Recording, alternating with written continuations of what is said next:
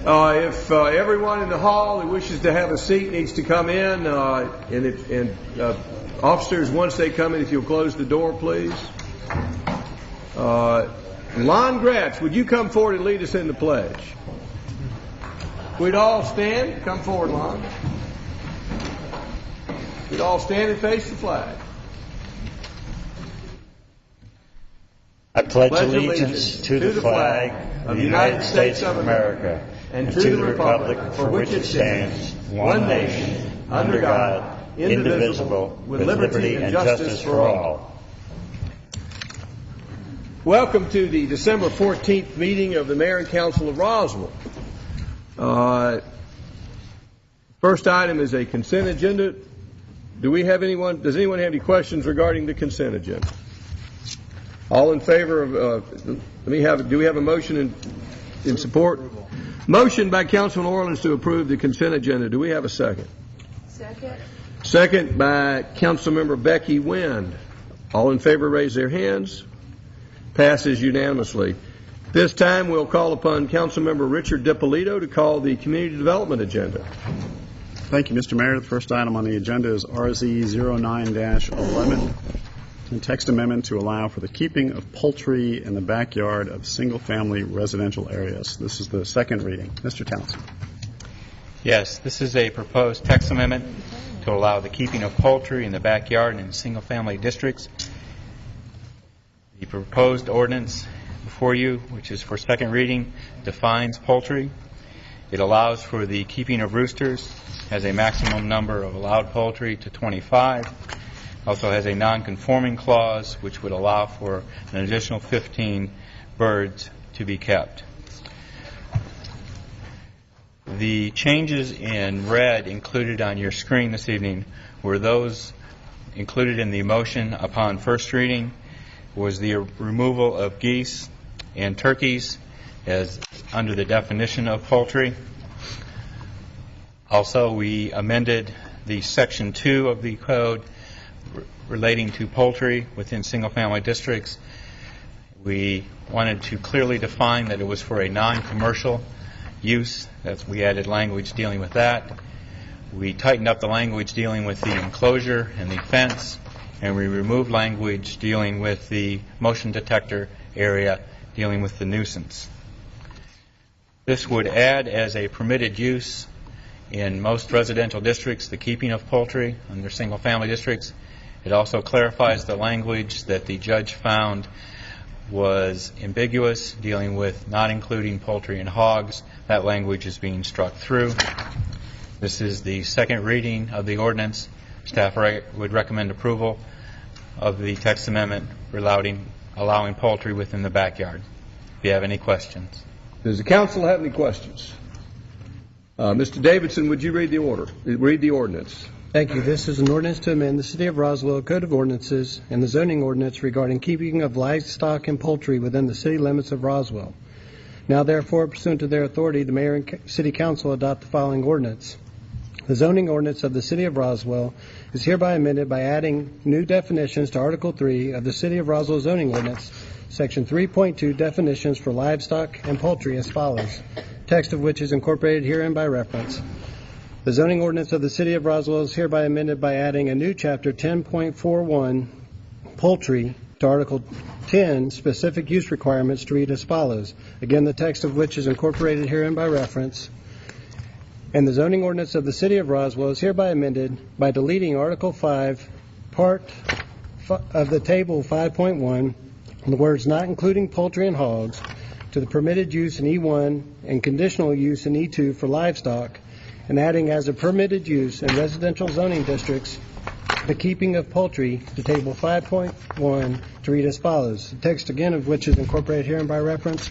And if approved, this will be the second reading of the ordinance. Does the council have any questions?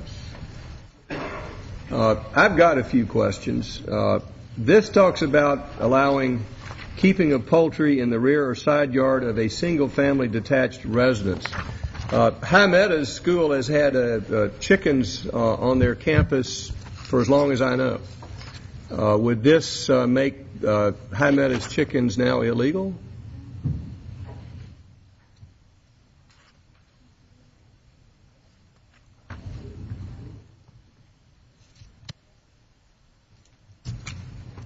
thinking Do you understand the question? Yeah, I'm trying to think of the zoning district High Meadows is in is probably in an E2 zoning district. Well, I'm just looking at That's the scenario. The tough part of it is it talks about the maximum poultry allowed per single-family detached residence. What if there are no single-family detached residents on the property, and such in the case of High Meadows, where it's the campus of the school and there are no residences on there, even though it's residential zoning? The way it's currently drafted, they would be prohibited. There's no exclusion for something other than a single-family residential home keeping a poultry. All right. It's currently drafted. Now, I see that we've got a limit of 25 birds. What was the, on the other hand, on my property, which is in E2 zoning, I can have horses or cows. Correct. What is the limit on the number of horses I could have on my property?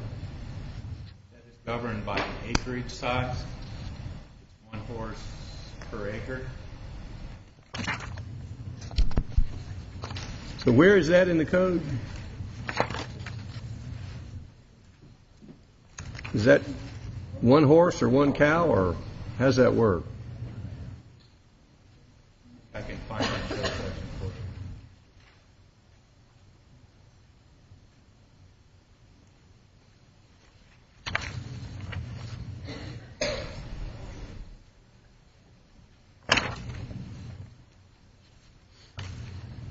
In 10.7, agricultural farm and animal structures, minimum lot size of keeping livestock is 2 acres. 1 horse may be boarded for a non-commercial use on a lot that contains 1 acre or more, and then an additional 1/2 acre of area is required for each additional horse to be boarded. So I could have, if I had 10 acres, I could have, it's 18 horses or 18 cows. But I would be limited to 25 chickens or quail. Poultry, yes.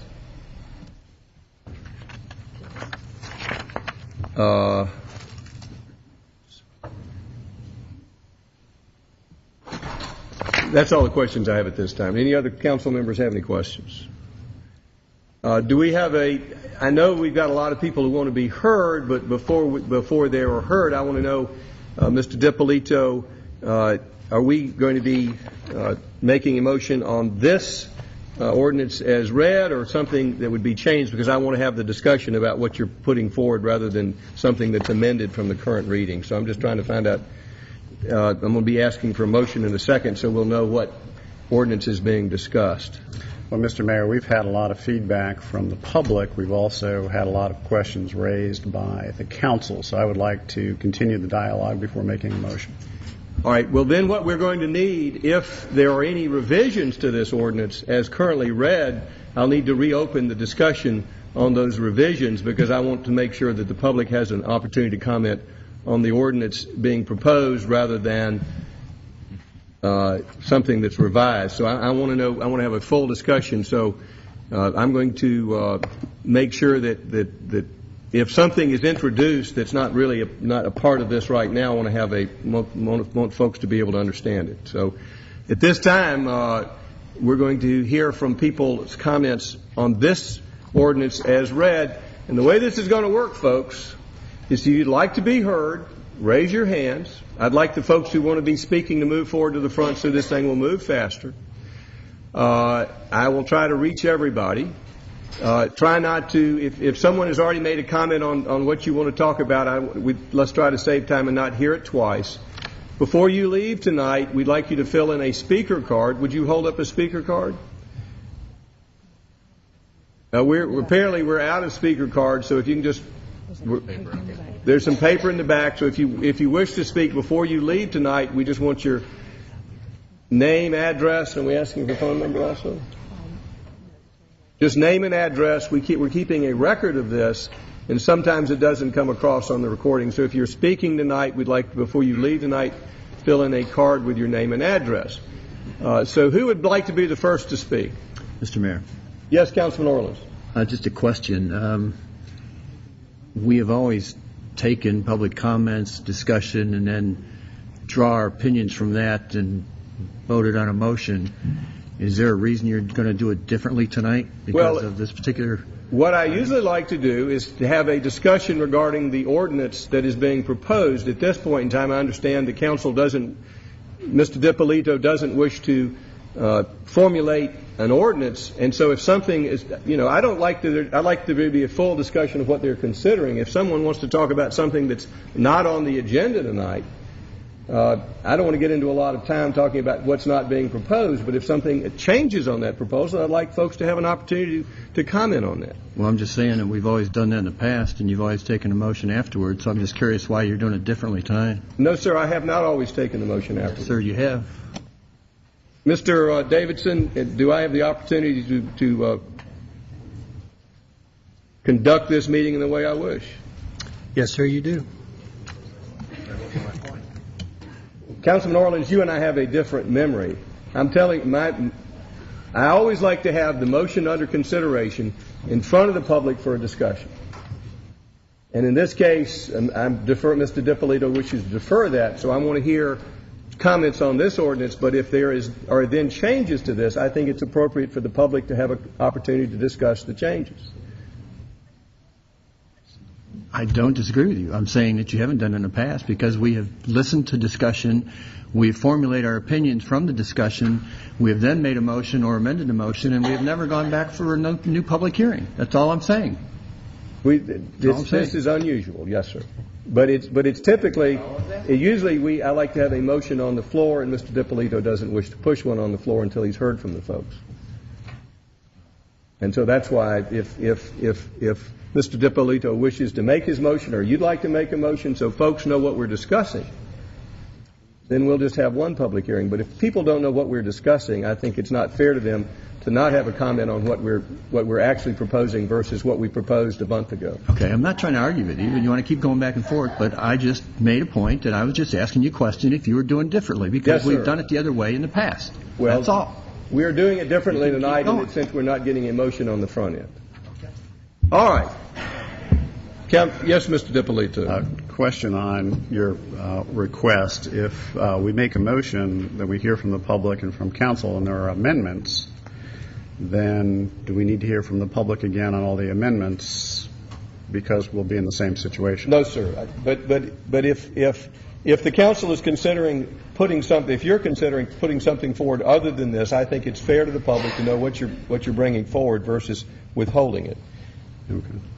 So that's all I'm saying. If you're comfortable what your motion is going to be, but if you're not sure and it changes dramatically from what is being presented to the public, I think the public needs to have an opportunity to comment on the change.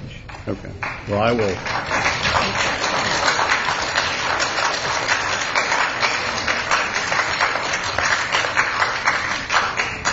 Well, I will make a motion acknowledging the fact that we're going to have public comment and the fact that we're going to have council comment, so it is bound to have amendments. But for my first motion will be that we approve the second reading of the ordinance with the following changes. Under poultry, where it says including roosters, have it including up to one rooster. Under the maximum number of poultry allowed, have it maximum number is 15 versus the 25 we originally had.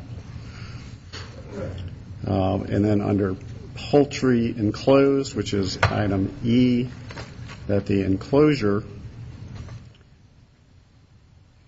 shall meet the requirements for accessory structures, except that the enclosure shall be 35 feet from any neighbor's dwelling. Then I'm sorry, I missed one. Under purpose, I'd like to add under the first sentence of single-family detached residence and schools, so that schools have an opportunity to have chickens as well. That's my motion. Do we have a motion by Councilman DiPolito? Do we have a second? Second by Councilmember Wynn. With those changes, I think we now know what we're discussing, and we'll just have one public hearing, and I appreciate your bringing that forward. Yes, Councilmember Wynn. May I have a clarification, please, Mayor, that we will keep the 15 non-conforming number as 15? Well, I think it can be amended. I'm just asking for what the motion was so there was folks in the audience could understand what Mr. Dipoli, if he had a position he was supporting, they know what to respond to. Thank you, sir. Yes, Mr. Mayor, she's referring to the Table 5.1, I believe it's item number 4. There was a maximum, in the first sentence it says a maximum of 25 poultry. That would be reduced to a maximum of 15. Yes, sir. Thank you. We have a motion and a second. Any questions from council before we open it up? Councilmember Price. I have a question about E on poultry enclosed. There's a striking of accessory structures, but then in the third line it mentions accessory structures. I'm wondering if that's the wording that we're addressing or not. Where it says such enclosure shall meet all requirements for accessory structure set out in Chapter 10.4. That's the way it would read. Mr. Townsend, would you explain that? We changed the wording to not label it as an accessory structure. We wanted it to label it as an enclosure because some of the poultry tractors are movable and are not actual structures that stay in a particular location. So we're calling them an enclosure because this also includes the pen area in which the chickens are held and are not allowed to roam free. In referencing the accessory structure section of Chapter 10.4, that's if someone has put a shed or a cabana or something on the back of their property, we're treating that as an accessory structure. Those rules then apply to the chicken coop. So that's why we use that term there, because it uses current regulations and would require it to be at least 10 feet from a side or a rear property line. But as directed by, or at least the current amendment would have it, that enclosure would need to be at least 35 feet away from a dwelling. I guess that was the amendment. Let me see if I can understand this. All right, as I understand it, there'll need to be a fence which surrounds the area in which poultry is being raised. Yes. And that fence could be on the property line, but it would have to be at least 35 feet from the nearest house if it was on the property line. The fence would probably be on the property line. The actual chicken coop would have to be at least 35 feet from a dwelling. Oh, so, okay. If that amendment is included in the... And the chicken coop itself, the housing structure could be movable, it could be permanent. Correct. And it has to meet some certain requirements. Correct. So the chicken tractor that is at my office, which is a little A-frame that rolls around, would meet these standards. Yes. Thank you. Other questions? Councilmember Eichelhart. I would do clarification for Mr. Dippolito that some of the discussions prior to this talked about 75 feet from a property line, which is different from 35 feet from a... There were numerous discussions, and there's going to continue to be discussions, so I'm expecting several amendments. Okay, thanks. Councilman Orleans. That's a point. If we discuss the distance from the nearest residence and we change it from 35 to 50, are we opening the public comments up again? No, sir. I just wanted to make sure we had a firm understanding before we began this, what was being brought forward, and now that we have that, I will have one public hearing. Because we've had many different conversations about distances, so I think that may be changed in the evening. Yes, sir. Other questions or comments from council before we open this up for public comment? All right, we're back to public comment. If you'd like to speak, raise your hands, please. Yes, ma'am. Come forward. And again, the other folks who want to speak, if you'll move, we got lots of room on these front rows. If you're going to speak, I'm going to call the people on the front row first. Yes, if you'll give us your name and address, please. My name is Krista Malloy. I live at 1190 Old Forge Drive here in Roswell. I have lived in Roswell for not quite 2 years, moving here from Wisconsin for a job, and we chose the lovely city of Roswell because it is a lovely city. Now, about 8 months ago, we decided we would start raising some chickens on our property because we wanted, one, to teach our children where our food comes from, contrary to one of my coworkers who said, just get your meat at the grocery store where everybody else does. That's not really where meat comes from, and that's not where eggs come from, or milk. And I want to teach my children what really makes the world work and how it comes about. I also want to teach my children responsibility and understanding of what it takes to care for an animal. Not too long after we got our chickens, we heard about the lawsuit against Andrew and watched with some concern over the proceedings since then. And council members, I would ask you, what do you hope to really accomplish with this that isn't already covered by laws that we have now? If you're worried about chickens being a nuisance, we have laws against nuisances. You're worried about noise, we have laws against noise. I mean, I'll admit it, I have a couple of dogs, and I've had a couple of knocks at the door when the dogs have been barking for some reason. They treat a squirrel or whatever. We have laws already in place to deal with the potential issues. Why can't we just leave it at that? Why do we have to say that 26 chickens is too many on my almost 2 acres, but and 25 chickens is all that Mayor Wood could have on his 10, but he can have 18 or 19 horses. Chickens create a lot less mess than horses. I don't have any horses, but I've seen them. So I would ask you to please vote this down. Let us live our lives and be happy with what we have. Let code enforcement continue to enforce the laws that are already there that will deal with noise, nuisance, and smell, and anything else that might come up that would annoy the neighbors. And let us ask our neighbors to please have the courtesy when they have a question or a concern to come and talk to us that have them. We had that happen at our house recently where some of my chickens had gone into my neighbor's front yard, and you know what? He said, "Hey, they're in my yard." And we said, "We'll take care of it." And we did. And we put them back in the backyard, and we put them in an enclosed fence so that they couldn't get back into his yard. That's all we're asking for. We just want the right to live in peace and to raise what we choose to raise. Thank you.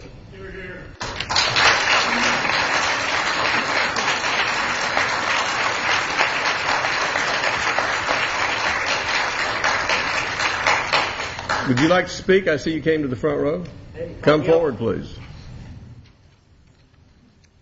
Keith Belamenti. I live at 355 Alpine Drive, Roswell. I am the neighbor. So thank you for the changes you've already drafted into this, or are proposing to put into this, of reducing it to 15. I think that is a far more reasonable number than 25 on it. Last time we were here, I asked for stricter, tighter controls on this proposed ordinance.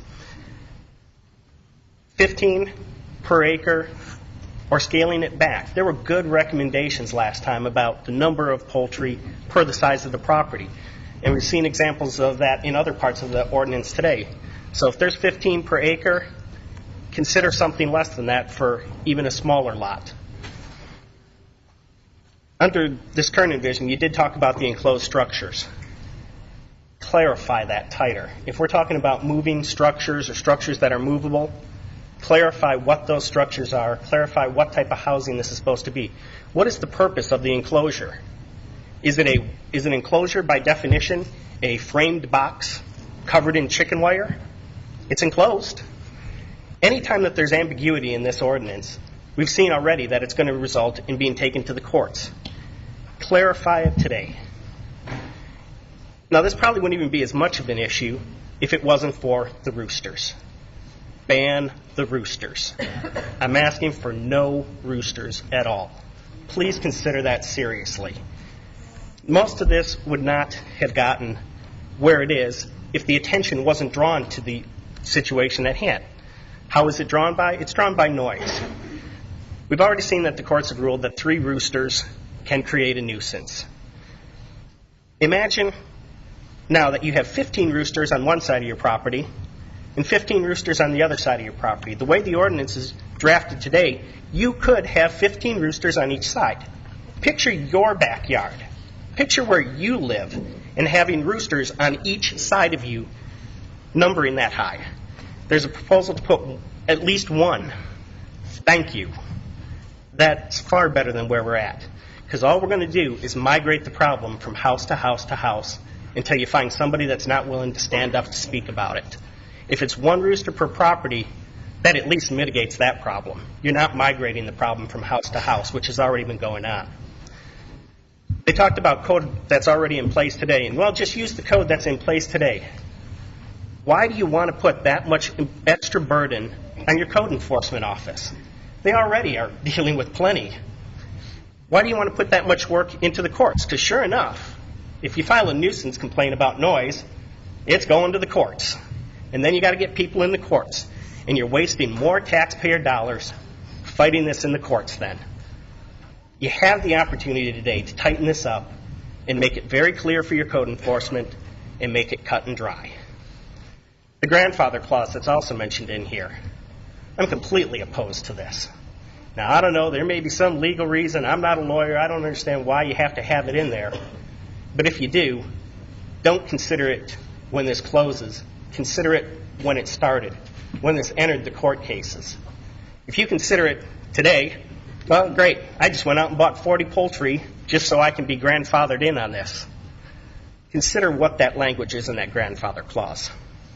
There's going to be people come up here and they're going to be entertaining, if not least, like it was last time. Birds under the arms. At least I haven't seen any of those tonight. It's going to be a show, but it's not going to be the reality.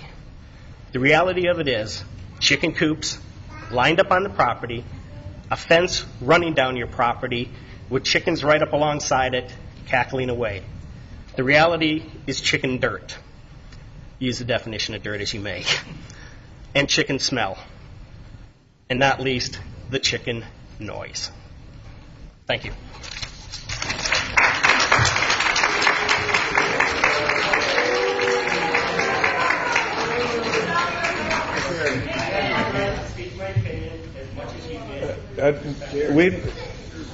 No comments from the floor. Next speaker, please. We have several folks on the front row. My name is Amanda Burks. I live at 465 Longleaf Drive in Roswell. We've lived at our property for almost 6 years.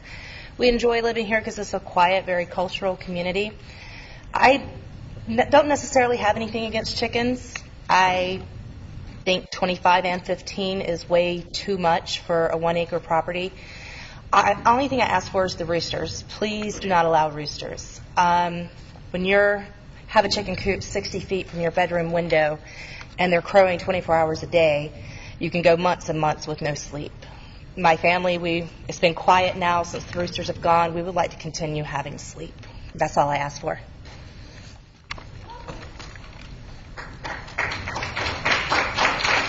Yes, sir. Come forward. Mayor Wood and members of the City Council, I'm Ted Gum. I live at 610 Boulder Way. I sent all of you an email letter about a week ago, and I hope that you did receive it and take into consideration the items that I had listed. I want to second everything that the gentleman in the blue shirt had to say. I very much feel that there needs to be a stipulation on lot size. 15 chickens or poultry on a small lot is too much, and as far as I can tell, there is no minimum size listed for the allowance of poultry. So I certainly want to enforce that. And everything else that I listed in my email, I really don't want to take the time to summarize because you have read it. But I do want to ask, or I feel that the silent majority doesn't tend to show up unless it affects them directly. So I really feel like I'm speaking for the silent majority. And I think having a neighbor with a yard full of chickens or poultry can greatly affect the desirability and value of one's property in the real estate market. And it would thus affect the overall appeal of Roswell as desirable community in which to live. So I ask you, would you like to have your next door neighbor have a yard full of chickens? And if your answer is no, then I ask you to not inflict this on the citizens of Roswell. Thank you very much.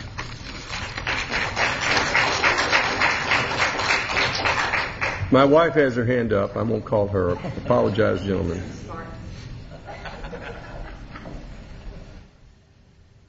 I'm Judy Rayford, and I live on Stroop Road, but my chickens live on Canton Street next to Rayford Gallery. Their names are Buffy and Houdini, and I don't think Buffy's ever going to lay an egg.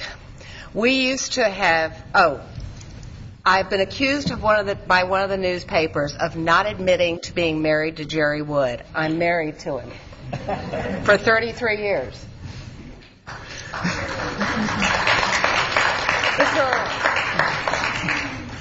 I used to raise all the meat, milk, eggs, and vegetables we consumed when I first moved to Roswell. And I had 30 chickens at the time. And that's how many it took to feed us. I don't know how many you're going to allow, but that's how many it took. I killed very few. I used to keep them for their eggs. Really good eggs.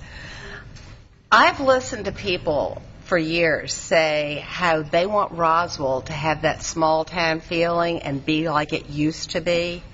Roswell used to be an old mill town, and it was full of farmers too. Everybody had chickens, everybody had a few milk goats or a pig or a cow. They all raised their vegetables, and that's keeping Roswell the way it is. In this economy, everybody that can raise their food should. Please vote for chickens.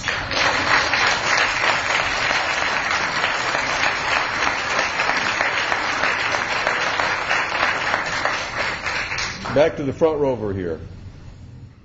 Yes, sir. Would you like to speak? My name is Fred Brodnax, and I live at 280 Alpine Drive, Roswell, Georgia. And I think I sent most of you a presentation that I put together with some information on our feelings in the neighborhood as to what goes on with the chicken issue and how disgusting. Excuse me, sir. Could you lift the microphone up so we can hear you better?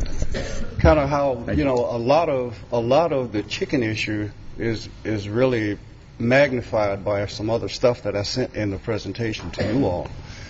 And the one thing that I heard earlier was that it takes an acre to have a horse, but there's no mention, and the two gentlemen before us also commented on the same issue. There's no information as to how much area I have to have in my backyard or my front yard, because you didn't specify that chickens had to be in the back. How much land do I need to have, or area for those chickens to live? Second of all, you didn't say anything about the environment around those chickens. Does it have to comply with all other codes, zoning?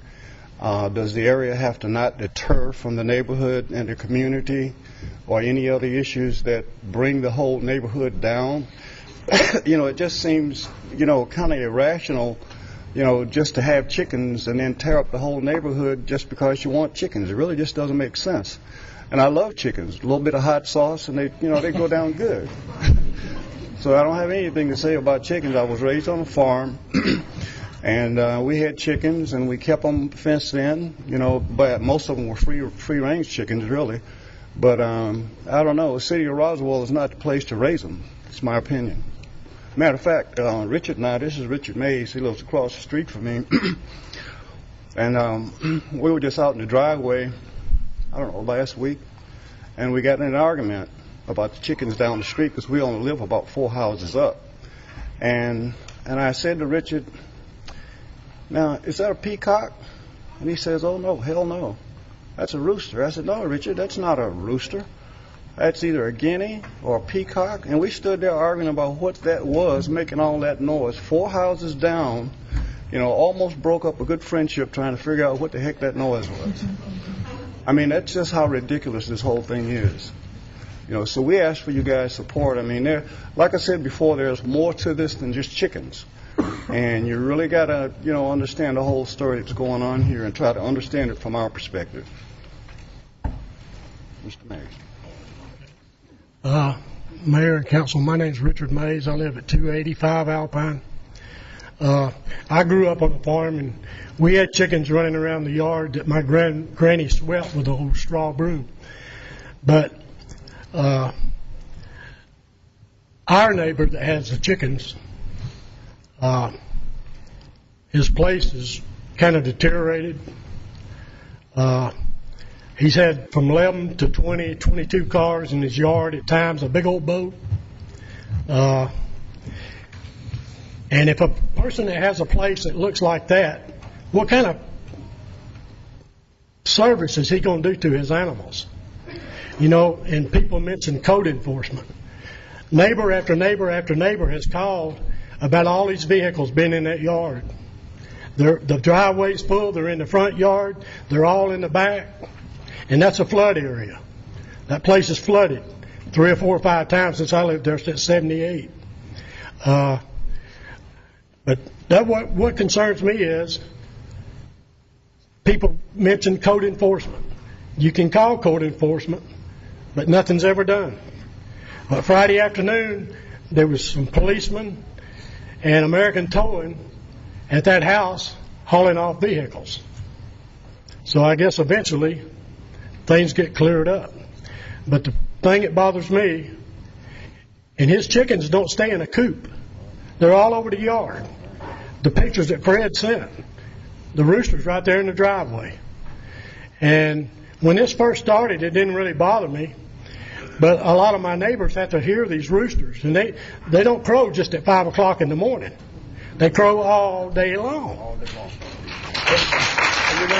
And they are a disturbance to the neighbors that live close by. Now, some people, they live in different sections of town, and some people's houses may be 100 foot apart. Some people's houses may be 10 foot apart. So this needs to be taken into consideration, and I thank you for letting me speak. Thank you. Thank you, sir. Yes, come forward, please. Your Honor and Counsel, my name is Janelle Enterkin, and I live at 12805 Bucksport Drive in Litchfield, 100, off of Cox Road. And I have had chickens for 12 years, and I consider myself to be a good neighbor, a considerate neighbor. We have 3 acres, and we mostly have little bantams, and I have about 35, and I've never gotten a complaint. If I had gotten a complaint, I certainly would have done something to rectify the situation. I can appreciate what the gentleman stated that spoke before me, and I do believe you should be a considerate neighbor, especially if you do not have a large property. And I think that taking advantage of the law and taking advantage of the system gives chickens a bad name. I, for one, would not want a bunch of big crowing roosters. My roosters are little. I have about 5 of them, and they're not any larger than this. And the volume they put out is certainly not anything like a standard rooster, and they do crow all day. I have empathy for pet chicken owners that want to be upstanding citizens and are considerate neighbors. And I think that it should be handled on an individual basis. And just because some council people don't care for chickens, I don't think that that should enter into what is right and what is wrong.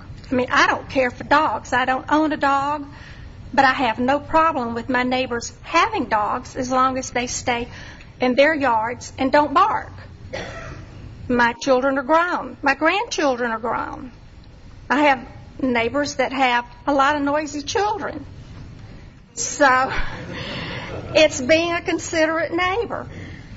And my husband has a comment. Yeah. I'm Randall Enterkin at 12805 Bucksport Drive, and nobody's saying anything good about these chickens so far, but you got to realize that if you let them out in your garden, they eat all the bugs. You don't have to use any pesticides, and they turn those bugs into fertilizer. So there is something good about it. But I got another question. If I get rid of my chickens, the next thing I'd like to raise is deer. How many deer am I allowed to keep on my property per acre? One reason I made that comment is because a lot of people get killed by deer every year. Nobody, as I've ever known, got killed by chickens. Our property is overrun by deer that we can't control, and we can't get the city to do anything about it. They're eating our plants down to the ground. So I think it'd be a lot better to spend time on dangerous animals like deer that's overpopulated. Thank you. Thank you, sir.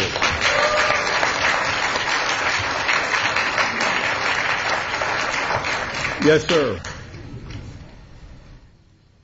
Hello. Uncle Andrew had a farm, E-I-E-I-O. Pretty sure the rest of you know how that song goes.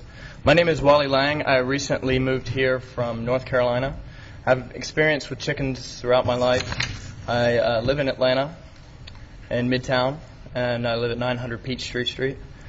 The reason I say Uncle Andrew, my most beautiful experience with chickens was on a farm that I lived on and worked in Hawaii, in Maui. And they had a similar ordinance issue that the community there had to come to their council members and give their word and tell them exactly what was on their mind and what the problems were, and people had to work those problems out. In the islands, it seems like people are a lot more acceptable working problems out and seeing both sides of the fence. Here, I've seen different issues. I've lived in a lot of different states in this country. So, to me, it appears to be an encroachment issue, where the city is encroaching on a property that has been there for a while. And so the practice that he's been carrying on for the span of his lifetime has now been encroached upon and is being turned against him because they've come too close. Or, that's what happens with population growth and, the building of cities.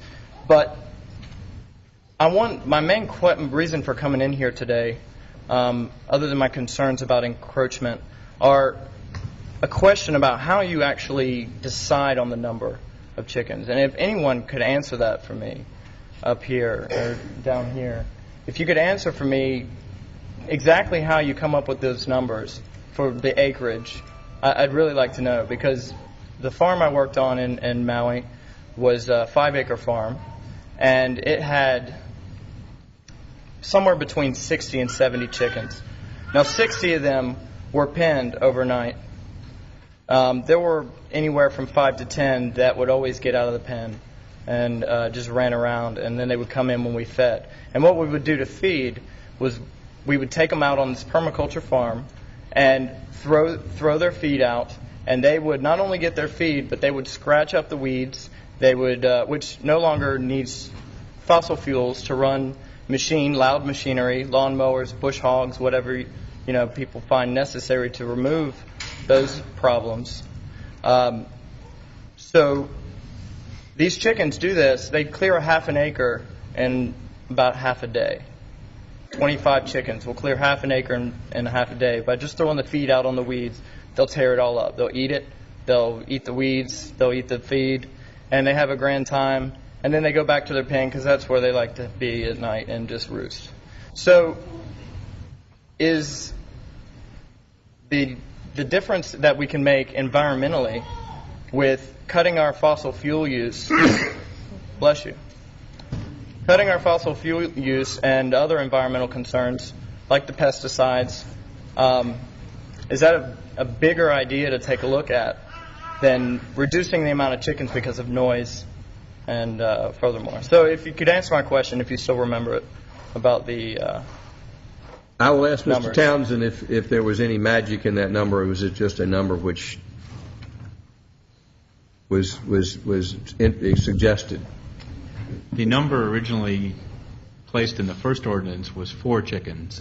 Then was requested by a committee that we meet with the chicken community.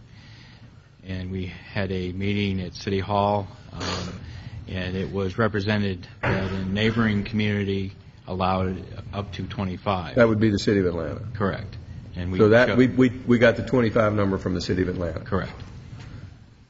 And the 15 was another number just introduced.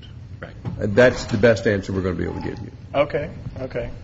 Well, do you have any ideas of whether that's because of the amount of shelter, the space of the shelter for a certain amount of the chickens or the birds, whichever birds they're... I don't believe there's any science to the number. No? Okay. That was my question. Thank you for answering. Thank you. Unless council has another answer for that. Who would like to speak next? Yes, sir. Come forward. My name is Brad Thomas, and I'm here in support of fellow neighbors. I actually live at 100 Sunset Court, so I am literally a stone's throw from the gentleman's house. I've got no problem with him. Essentially, he has one of the nicest dogs you'll ever meet. He's got this dog named Fred. He's a neighborhood dog. I have nothing really against chickens. What I am against are the roosters. None of you would want to live by a rooster that continually crows throughout the day. It's certainly not in the morning.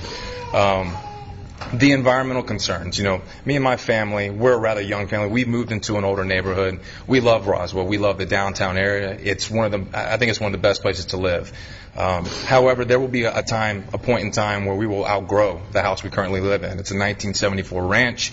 We look to have more children, and there will be a time when we'll be looking to sell the house. I believe, it's the government's duty to protect rights. I also believe it's the government's duty to ensure that no one can infringe upon someone else's right to be able to sell their home, to be able to make a profit. Due to the current economic times, most people's homes now are the only equity that they have, and for a lot of people, it's set them back to a point where that may be their retirement that is built up in their home. If they ever wanted to retire to the beach or to a lake or somewhere like that. I do not feel that it would be anyone's right, not my right, not his right, no other neighbor's right, to be able to infringe upon someone's ability to kind of live out that dream. I'm okay with the chickens, 15, whatever. I don't believe they should run about the property. I think you should be very clear as far as what constitutes a house. There have been a couple of windows that are now boarded up. I'm concerned that there may be chickens inside of the home. It's an eyesore. We had about 5 or 6 cars that were carted off the other night. I just challenge anyone just to ride by the property. We talk a lot about loving chickens and having respect for chickens. Well, this property isn't fit for chickens. So that's my concern as well, is that, we talk about how, livestock, and we talk about, these fond memories of raising chickens, and my family did as well, all the way back. We're a Mill family as well, from North Carolina. But I just feel that it is your duty, your elected duty, to make sure that you protect everyone's rights, and that if there a law exists that you have the power to change, that can allow us to fulfill and live out our dreams when it comes time to selling a home. I just ask that you do that. Thank you. Who's next? Who would like to speak next? Yes, ma'am. Come forward. My name is Betty Prescott. I live at 150 Sunset Court, which is perpendicular to Alpine Drive. I don't have a problem with a few chickens and maybe one rooster, because it's kind of neat to have that little bit of a country environment around or setting around us. But my concern with 25 or up to 25, 15 to 25 is how they're fed, where the food is kept. We have had an increase of predators in our neighborhood. In the last 2 months, I have seen 2 coyotes going down the street and back up. I don't know about rodents, but the food, that amount of food to feed those chickens would have to be a large amount, which would draw more rodents. I have an environmental concern because of the fact that property, and lots of property where there are chickens, is on our waterways. And I know that's Hogwaller Creek that runs through our neighborhood. I don't know if it goes into Folk Hiller, but eventually it goes into Big Creek, which is where our water source comes from. So I have a concern not about him having, or anybody in Roswell or wherever, having a few chickens. My concern is the number and the environmental impact, as well as the predators and the rodents impact on our neighborhood or any neighborhood. Thank you. Who'd like to speak next? Yes, sir. I'm going to call on the folks who are sitting on the front row first. If you'd like to move up in the list, come forward. Yes, sir. My name is Dorian. I don't live here in the city of Roswell, but I work here. I've been here for about 12 years, 1197 Alpharetta Street. I'm going for the chicken today, all right? I think there are too many rules and regulation that you all are making for about, there is a rule and regulation for about everything down here. Technically, you can walk down the street and you can break a rule and a regulation. All right. I don't know how I say. This sounds like a simple problem. I think City of Roswell have gigantic problems. They have more problem with people out there than with pets.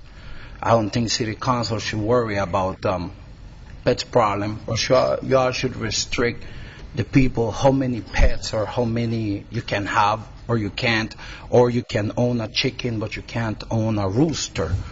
If you go into the amount of quantity that you can own on chicken, next thing you know, you're going to have to own chickens, not rooster, not mix them. How I said, this is a beautiful city. I hope I live here, but I've been here for about 12 years. Just part of the beautiful thing is the simple thing, and I can't believe grown adults have to sue each other over something as simple as pets. Next.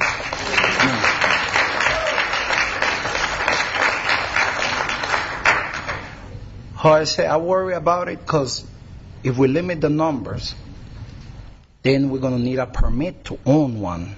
Next thing. Or simple, we just can't own them. So it's like a downhill effect if we give up on this fight. How I say, I'm a grown adult, almost everybody here, this should be a simple thing as you have the right to own it. They are not doing no harm to nobody. It might be a little bit annoying and bothering other people, but I know more people that bother me other than some innocent pets. All right? Thank you very much. Thank you, sir. Don't take life that serious.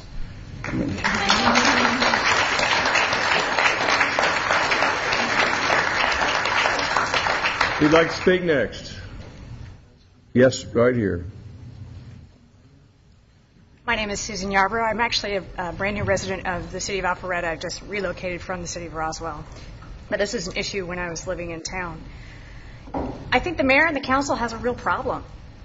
Your city is desirable, your city is growing, and you have to manage that. I think it's not 1880, it's not 1950, and we're never going back to that, as much as we all would like to. We all like the small town. We all like the bucolic beauty of the idea that one can raise their food right where they live. But we have cities, we have grown, we have all come together into the same place. And you're right, we are a community, and we have to get along, and there have to be rules. I don't think that there's any issue with raising your food, but you do it in an agriculture or an agrarian setting, not a city. Roswell is a city now. I think this is a great problem for you to have. I don't believe chickens belong in a city. That's pretty much all I had to say. And one other point that's kind of a digression, so forgive me. Chickens aren't pets if you eat their offspring. Thanks. Who's next? Yes, come forward, please.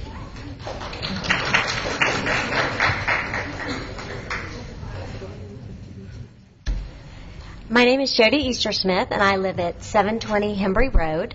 And I had a question before I made any comments. As far as owning chickens, if I decided to have a coop made, am I going to have to get a building permit? Yes. Unless it's on wheels, I would have to have a building permit. So do I also need a building permit for the doghouse? No. Why? Because you treat it like the coop. If you said it was on wheels. So if my dog. Brad, yes, Brad. When you answer these questions, well, my question is, do I have to get a building permit for the doghouse? She wanted to say whether an accessory structure, whether it needed a permit or not. So she made the statement whether she needed a permit for her dog coop. or her dog shed, or her dog hut. Well, as I understand, the answer was is no. that if a doghouse, if would not need a permit, but a chicken coop would need a permit. Yes. That's the answer.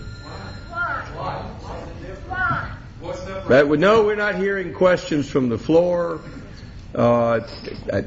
We have someone at the microphone who has the floor, and we'll hear from her, and you may proceed. So my concern is I purchased my home in 1999. The man who lived there was a retired FBI agent, and his hobby was keeping honing pigeons and silky chickens. There are 5 existing structures on my property when I purchased this home. So I guess I'm wondering, am I going to, because I don't have a building permit, will I be allowed to put my chickens in these? And when I do put up the doghouse, I'm not very clear why I can't, I need a building permit if I choose to tear down one of the existing structures, because the wood is pretty rotten. Why I have to get a building permit? I'm not living in it. I think, Mr. Townsend, can you answer that question? Do you need more information to answer that question?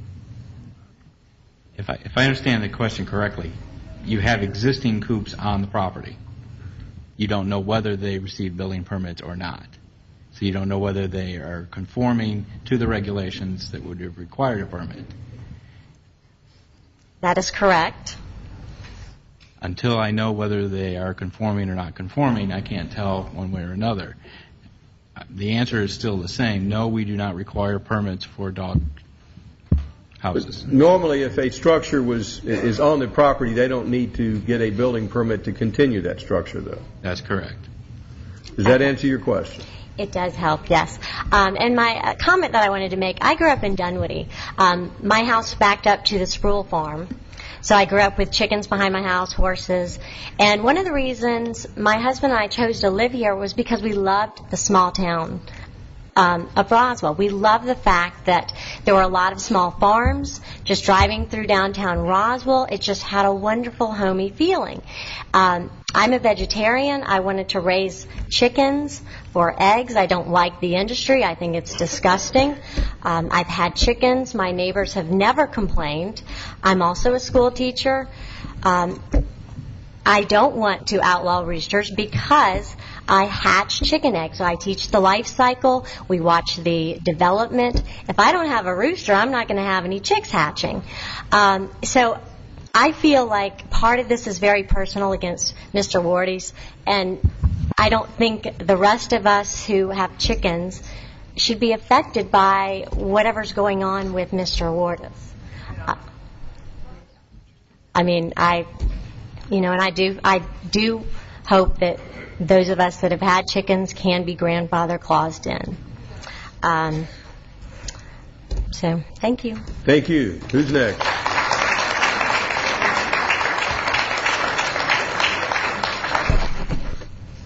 My name is Ramona Mays, and I live at 285 Alpine Drive. And up until now, I have never said anything regarding the chicken man. I've kind of tried to ignore it till I got information from him in my mailbox. And all I have to say is I would invite anybody here to come by his house, take a look, see how the chickens are being treated, because I am very concerned when it comes to animals, poultry, or whatever.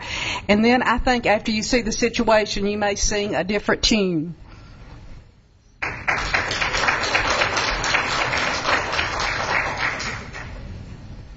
Yes, I see a hand up back there. Yes.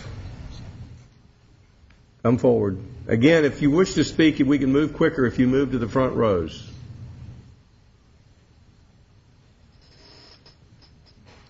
Hi, my name is Carol Walraven. I live at 1515 Old Riverside Road, and mostly, I'm definitely in support of people being able to raise their own chickens.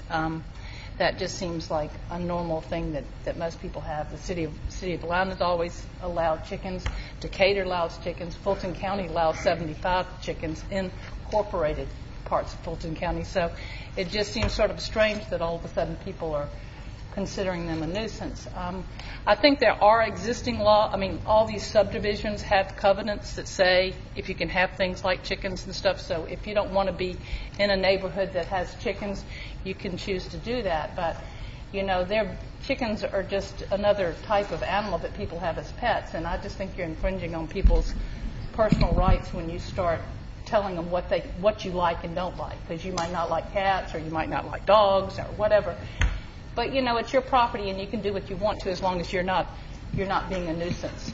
The thing I was noticing, it seems like this thing keeps getting reworked, and I can't quite keep up with how all the changes come about. But I have several pieces of property in Roswell, but one of them is 5 acres, and I was told that that was no longer considered there's no longer an agricultural ruling in Roswell, and therefore my place would be zoned R1 if I ever did anything.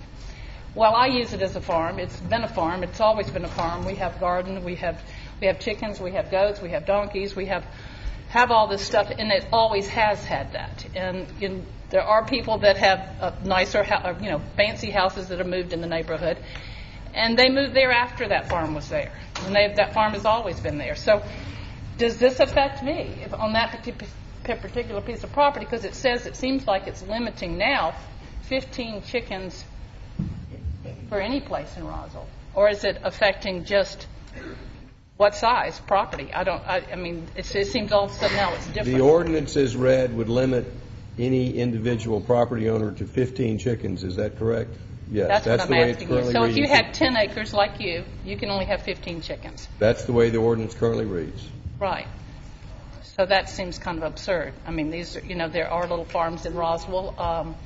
So to me, it seems like the ordinance can't pass, at least as it is, because, you would be denying me the use of my property as it's historically been used forever, with all this stuff saying that you can't have livestock, which I have always had. Yet they're saying that my property is really being zoned. It will be I guess it's E2 or something, which says conditional.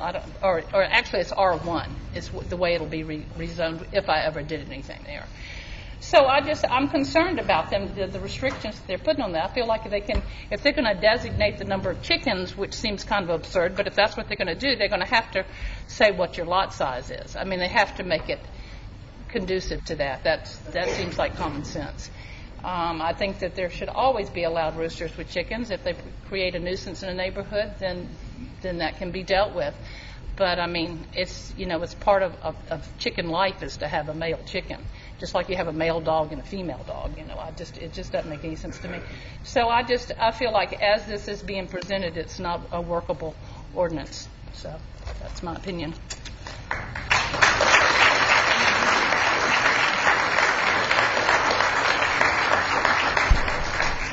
See a hand up back here.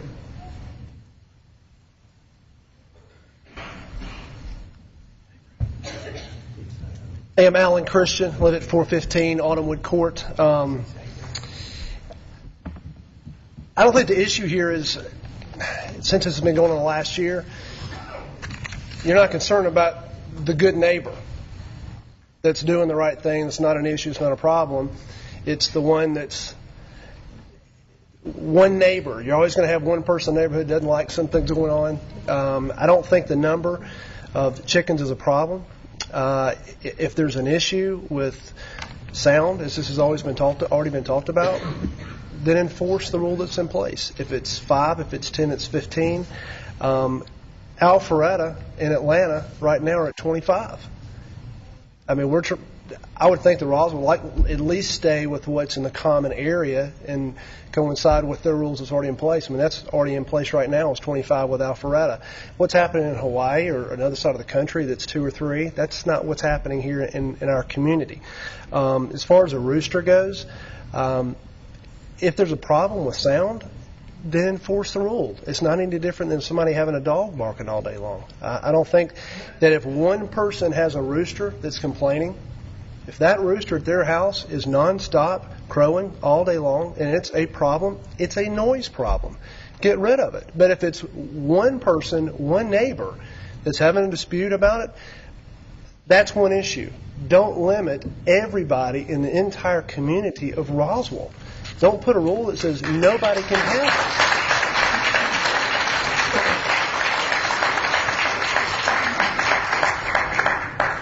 The distance from house to house, be it 25 feet, 35 feet, if it's a smell, 10 feet, 15 feet, it's not going to be going beyond that. I was raised on a farm. We had chickens, plenty of chickens. At the same time, my one Doberman Pinscher or my neighbor's German Shepherd, I will assure you, I will be happy to do it. I will assure you, 25 chickens, one large dog, compare on a daily basis what comes out. The chickens are not going to match the dog. The dog's going to be more so. I clean ours out, and as far as what do we do with it, it's compost. We use it in our garden. People would buy it from me. What I'll do with that garden, I have the money to go to the grocery store and buy food for my family. But we have chosen to have a small garden in Roswell, in a neighborhood, in a community. Well, that small garden, there are many times that we sit at the dinner table and say, we raised every single thing on this table for our family. My kids were part of that. Don't limit that just for chickens. But as far as compost go, we use that. It's not going to be any more than a dog somewhere. As far as property values go, I own a mortgage company. I've been in the housing industry my entire career, own a lot of property. There's never been one documented case in this country of property values going down because somebody had a few pet chickens in their backyard. That's not an issue. As far as Roswell being a small town community, I moved to Roswell by choice about a year and a half ago for the exact reason. I grew up in Smyrna, loved it there. My whole life growing up, I always wanted to live in Roswell. Always wanted to. Because I love the community. I love the small town community of what it is. We're not Atlanta. Some people want to come in and say, wow, well, you know, that we're not going to move back to the past ages. I went through the Sandy Springs Citizens Police Academy last year. And I remember when I did a ride with a police officer, we went to a neighborhood where they'd built $1 million plus homes. And he said, we get calls here all the time because they built a $1 million neighborhood next to the projects. And those folks call all the time because they hear gunshots. You shouldn't have bought a house next door to that. Well, we live in a small community. I voted for you because of the small community. I live here because I like the small community, and everybody that moves to Roswell, buys a house, lives here, works here, eats here, and a lot of people that die here do it because they want to live here. They don't want to live in downtown Atlanta. They want to live in a small town community. And as far as us having chickens, this has been so blown out of proportion. If you take care of your house, take care of your yard, you're trying to write a rule to limit not the good citizen. If there's one person that's an eyesore, enforce a rule. If there's one person that has a chicken or a rooster, enforce the rule. But don't limit everybody else in the community to say, you can't have it. If I don't like dogs, that doesn't mean everybody else shouldn't have a dog. If I don't like cats, it doesn't mean everybody else shouldn't have cats. Everybody's got a neighborhood Nazi. You parked your car 3 inches on my side of the line, I'm calling code enforcement. Can that be an issue? Absolutely. You can do that every day, all day long with every ordinance out there. Most of them are in place right now. The 25 rule, I don't like a number, but I sure don't think 15 is a number, be an acre or not. But if somebody is a good neighbor and following most of the ordinances that are in place right now, just enforce those. But don't say you can't do it because one or two people don't like each other. It's been so blown out of proportion. But I appreciate y'all going through all this year, taking everybody's consideration in place. I appreciate it.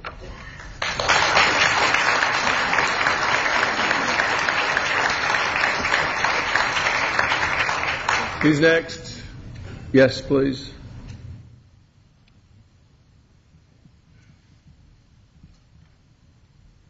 Hi, my name's Carol Costley. I've lived in Roswell for 29 years. Chose 29 years ago not to live in Buckhead because I wanted that small town feel, which is rapidly going away. I think it's sad right now that the eyes of the United States are watching Roswell and what we're doing with the chickens. This is an issue in New York City. It's an issue in Los Angeles and Chicago and communities all across America because we're all trying to get back to roots. We're all trying to get back. The economy's horrible right now, and if we can save $1, I think everybody here would. I'd like to say Andrew's chickens running around were not an issue until someone failed to take care of the streams. It backed up in his backyard. He has problems with flooding issues. that unfortunately seem to have flowed into the chickens and where the chickens are staying and how the chickens are staying. And gosh, if we could deal with the flood problem, he probably wouldn't have a problem with the chickens. And so that's...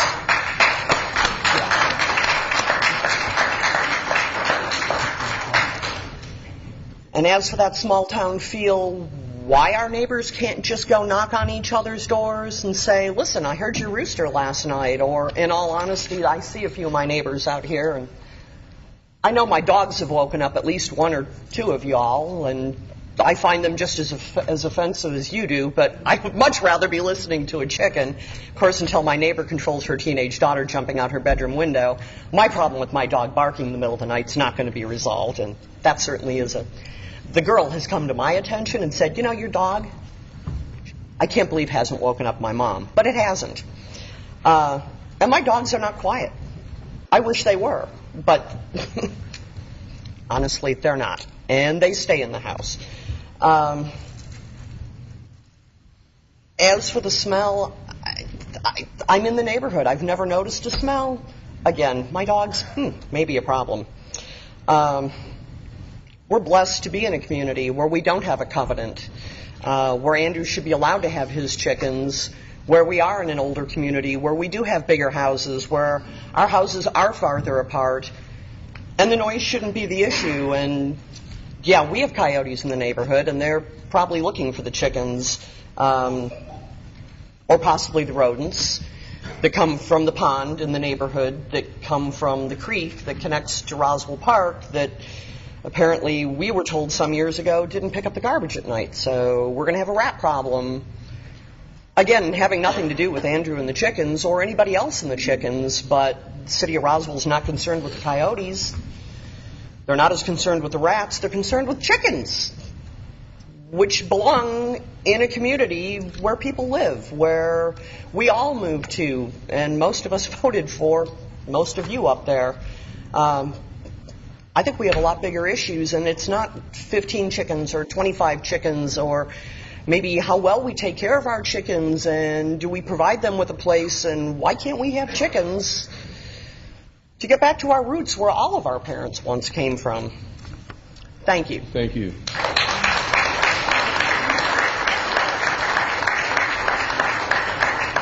I think we've covered most of the issues. Does anyone else wish to speak? Yes, come forward, please.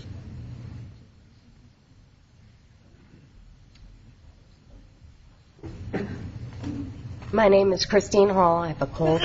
I live at 325 Thorndale Court in a Chickering subdivision. And I think that trying to put a number on chickens is wrong. I think that we should be looking at responsibility and whether people are responsible pet or animal owners versus irresponsible pet or animal owners. I don't think a number is going to solve the problem. If there are people that aren't treating their pets well, you call animal enforcement, and it should be the same way with chickens and other animals. The other thing is we are, as a nation and as a world, moving forward with the green movement, and trying to get back more to nature. And families are trying to grow some of their own food. Roswell worked very hard to start a farmer's market. When I first moved here from California 13 years ago, I approached the city of Roswell and talked about it then, and then finally it's come to fruition through the Georgia Extension Office. And that is trying to sell eggs, or people sell eggs and produce that they produce in Roswell. And this seems, all this legislation and new laws that are trying to be passed seems to go directly against the image that Roswell wants to project, that we want to move forward with being responsible stewards of the earth and animals and et cetera. And that's really the only comments I had. Thank you. Who would like to speak next? Yes, sir. Come forward.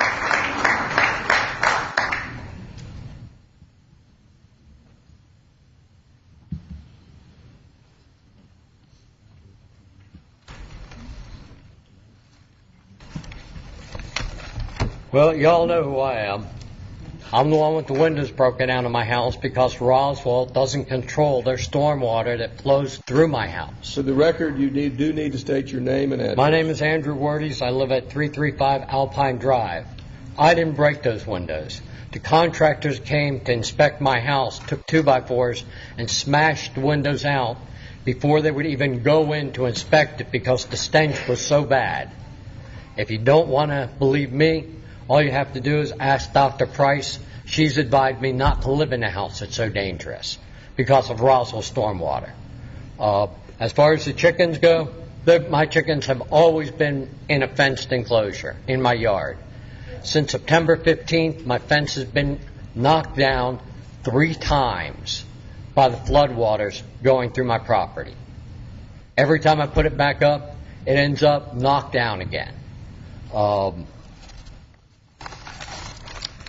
I'm kind of disappointed that, we'd come up with a number of 25 and roosters were okay, and all of a sudden we walk in and the whole story's changed when we've had a month to discuss this. I shouldn't have had to be lobbying on the phone and making phone calls and working every angle and trying to get people out here to support me when the city's had a month to sit down with me, and I've written each and every one of you letters asking you to come look at the situation. And the only one who's responded is Rich DiPolito. Jerry has been out there since the day my house flooded, and Dr. Price. Ken Engelhardt has written me twice and said he would like to come out there, but he doesn't return the emails I've sent him. I'd really like every one of you to come out there, look at the situation I'm living under, before you make any judgments or make any decisions. If I stay living here, I think I should have a grandfather clause. I think all the residents should have a grandfather clause because we have the chickens before there was a law against them. For the people that say, well, I want to live in a city without chickens, all I got to say is you should have read the law before you moved here because chickens have always been legal in Roswell. Chickens have been here long before the city was here.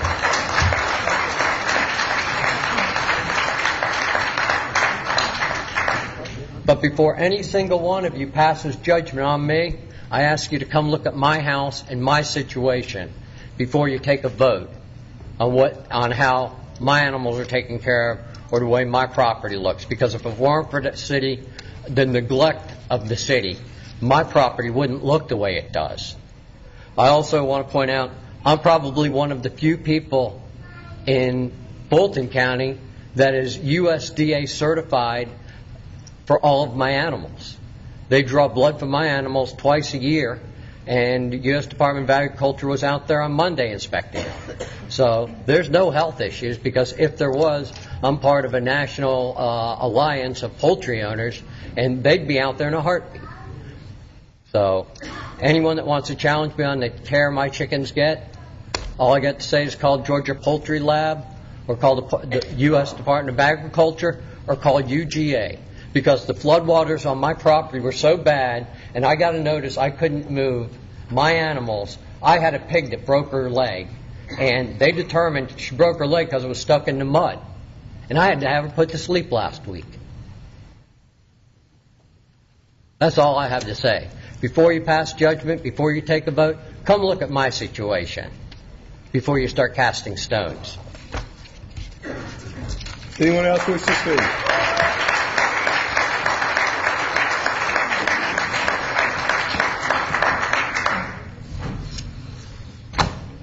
Lee Fleck, Martin's Landing. When this meeting initially started, Councilman DiPolito, you were being pressed to submit an ordinance, even as amended. Mayor Wood and Councilman Orleans were at odds over protocol. I challenge this council to put this issue to bed. This issue has prolonged far too long and has cost taxpayers far too much money. After a year, I believe that there's been sufficient discussion to form a consensus. I'm looking at $160,000 worth of salaries on that side of the table. This meeting tonight is costing taxpayers $4,000. This council has far more pressing issues. You need to do something, right or wrong, do something.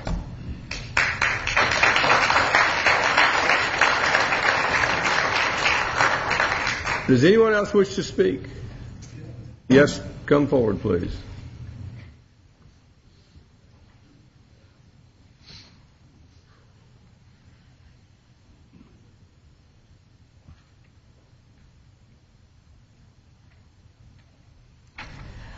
My name is Dorianne Gresher. I live on Hembry Road, and I've been there 30 years.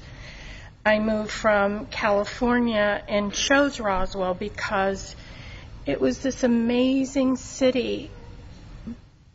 It was small, but it had such a big heart. And I had a little 3-year-old. And we moved here because of the magic in Roswell. I would drive down the street and there would be some grandpa in bib overalls on his tractor riding down Canton Street. Nobody honked their horns like in Beverly Hills or Manhattan, where everybody was in such a hurry. It truly was magical when we moved here. We had cows across the street, horses, chickens, ducks, geese. I think the ducks are still there. The grandma and grandpa that lived there died. In the summertime, when it was really hot, the smell was overwhelming. But it was magical again. You know, everybody has something when they live in a neighborhood. I have a neighbor that chainsaws at 6:30 every weekend. He doesn't have a limb on a tree, I don't think. He's out there chainsawing every weekend. But he's my neighbor. I came tonight, I brought my daughter tonight because, as Judy was saying, we had a business on Canton Street, and I got to know your wife fairly well. The people that have moved here in the past couple of years, they don't know what Roswell was. If you restrict, I don't have chickens. I love chickens, I don't have any. But if you restrict all of these people because of your feeling for one man or dislike for one man, coming in tonight, one of the council members mentioned that this was going to be a circus and that the council would do what it had to do. Have you all made up your mind already because of your feelings for this one man? I don't know. It doesn't appear to be the same town I chose 30 years ago. That neighbors can't speak to one another, can't work something out, that the man that has all the chickens and the roosters or whoever it does can't sit down together. That's not the town I moved into. So maybe everyone in here should think about the kind of town they want to live in. This isn't it. This is sad. This really is sad. And I hope all of you on the city council and mayor have not made up your mind. Will consider what the people have said with an open heart tonight. If you do vote tonight, you will consider what everyone has said on both sides. On both sides. And thank you for listening.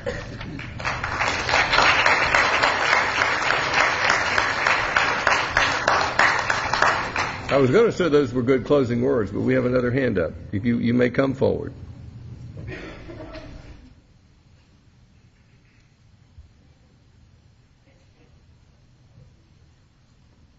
My name is Bill Cosley. I live at 1585 Oakfield Lane. I have a question for Dr. Price. Is Andrew's house really safe to live in, considering it had 2 feet of sewage, black mold in the house? Is that really safe for him to be in? Yeah, everybody's worried about the chickens, but the flood damage, what it has done to his property. I'm not sure Dr. Price is in asking a professional capacity whether she has the sufficient information to make that. Dr. Price, do you wish to answer that question? Personally, I wouldn't want to live there at this point, the damage that has been sustained in the house. But I do understand that the Fulton County health officials have been asked to look at it, and I think they'll make a professional rendering of an opinion. everybody's worried about the chickens, but then with what the floodwaters are doing to the houses. So everybody's worried about the chickens, but what the flood's doing to the houses down there. Well, I appreciate that, but we've got an hour and a half on chickens, and I'd like to try to limit this discussion to the ordinance at hand. All right. Thank you.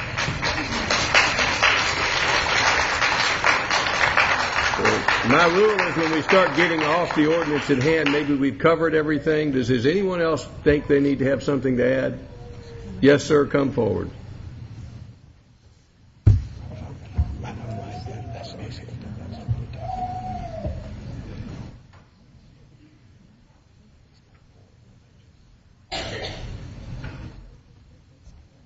Good evening. My name is Michael Martin, and I live at 9400 Coleman Road in Roswell, Georgia.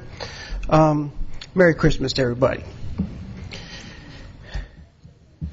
As I sit back here and I listen to everybody's passion about what's going on right now, and I see one man who has a circumstance where he's a victim of circumstances, and that is Mr. Andrew Werdes, who was flooded on September 21st, along with many other people in the state, and are still seeking some sort of restitution with FEMA assisting them in the repairs of their home. It's unfortunate that, the children who have been coming here love the chickens. The children make loud noises. Unlike children, when chickens make loud noises, neighbors want them to move away. Although I'm sure many of us have had children in our domain to which we wanted them to move away as well. President Dwight D. Eisenhower wanted us to have a chicken in every pot. This would mean that in order for us to do this, we would all have to own a chicken to put in the pot. The owners of chickens, swine, llama, monkeys, dogs, and cats consider these living creatures to be pets not meant for consumption. Unlike the other creatures mentioned above, the chicken is the only species that, when at peace with its surroundings, will bear fruit. The eggs which they lay are used in teaching children how to care for the fragile life and how to show young scientists how the life cycle works. When harmony is found in the area, they will grow and they will reproduce. The passion of those who provide care and nurture these animals is evident here tonight. I would hope that all of y'all would take that into consideration. Andrew has been very diligent in trying to put his house and get his life in order. He has a circumstance that not everyone is aware of that makes his an exception to the rule. I would just hope that before you cast your vote, you would consider not just Mr. Werde's situation, but how your outcome will affect others in this community who are, in fact, all neighbors. So, thank you for your time. Have a good evening.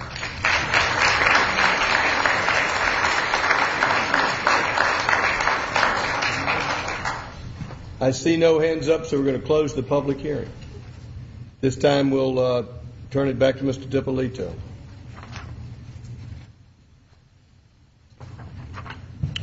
Mr. Mayor, I have a couple questions for staff.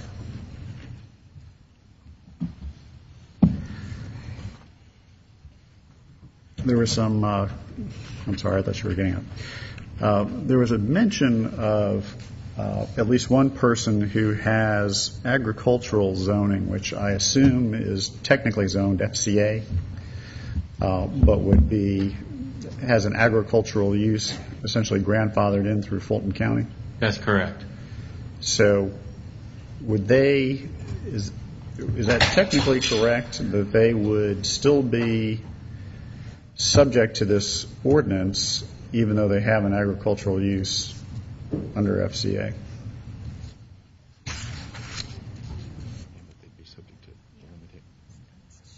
Yes, they would be subject to the limitations.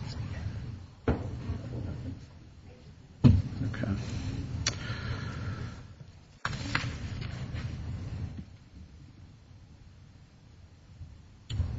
Then the other question I had for you with respect to the permits required for the structures, during the first reading, we were trying to make an adjustment here so that someone didn't need a permit for a structure that could be wheeled in, mobile structures and so forth. Did that not happen with the changes we made here? Because the point was made that if somebody had a structure that's like a doghouse that you could carry in, why would you need a permit for that? And I think that's a reasonable request. Right. I don't think the changes that were included as part of the change, Section E,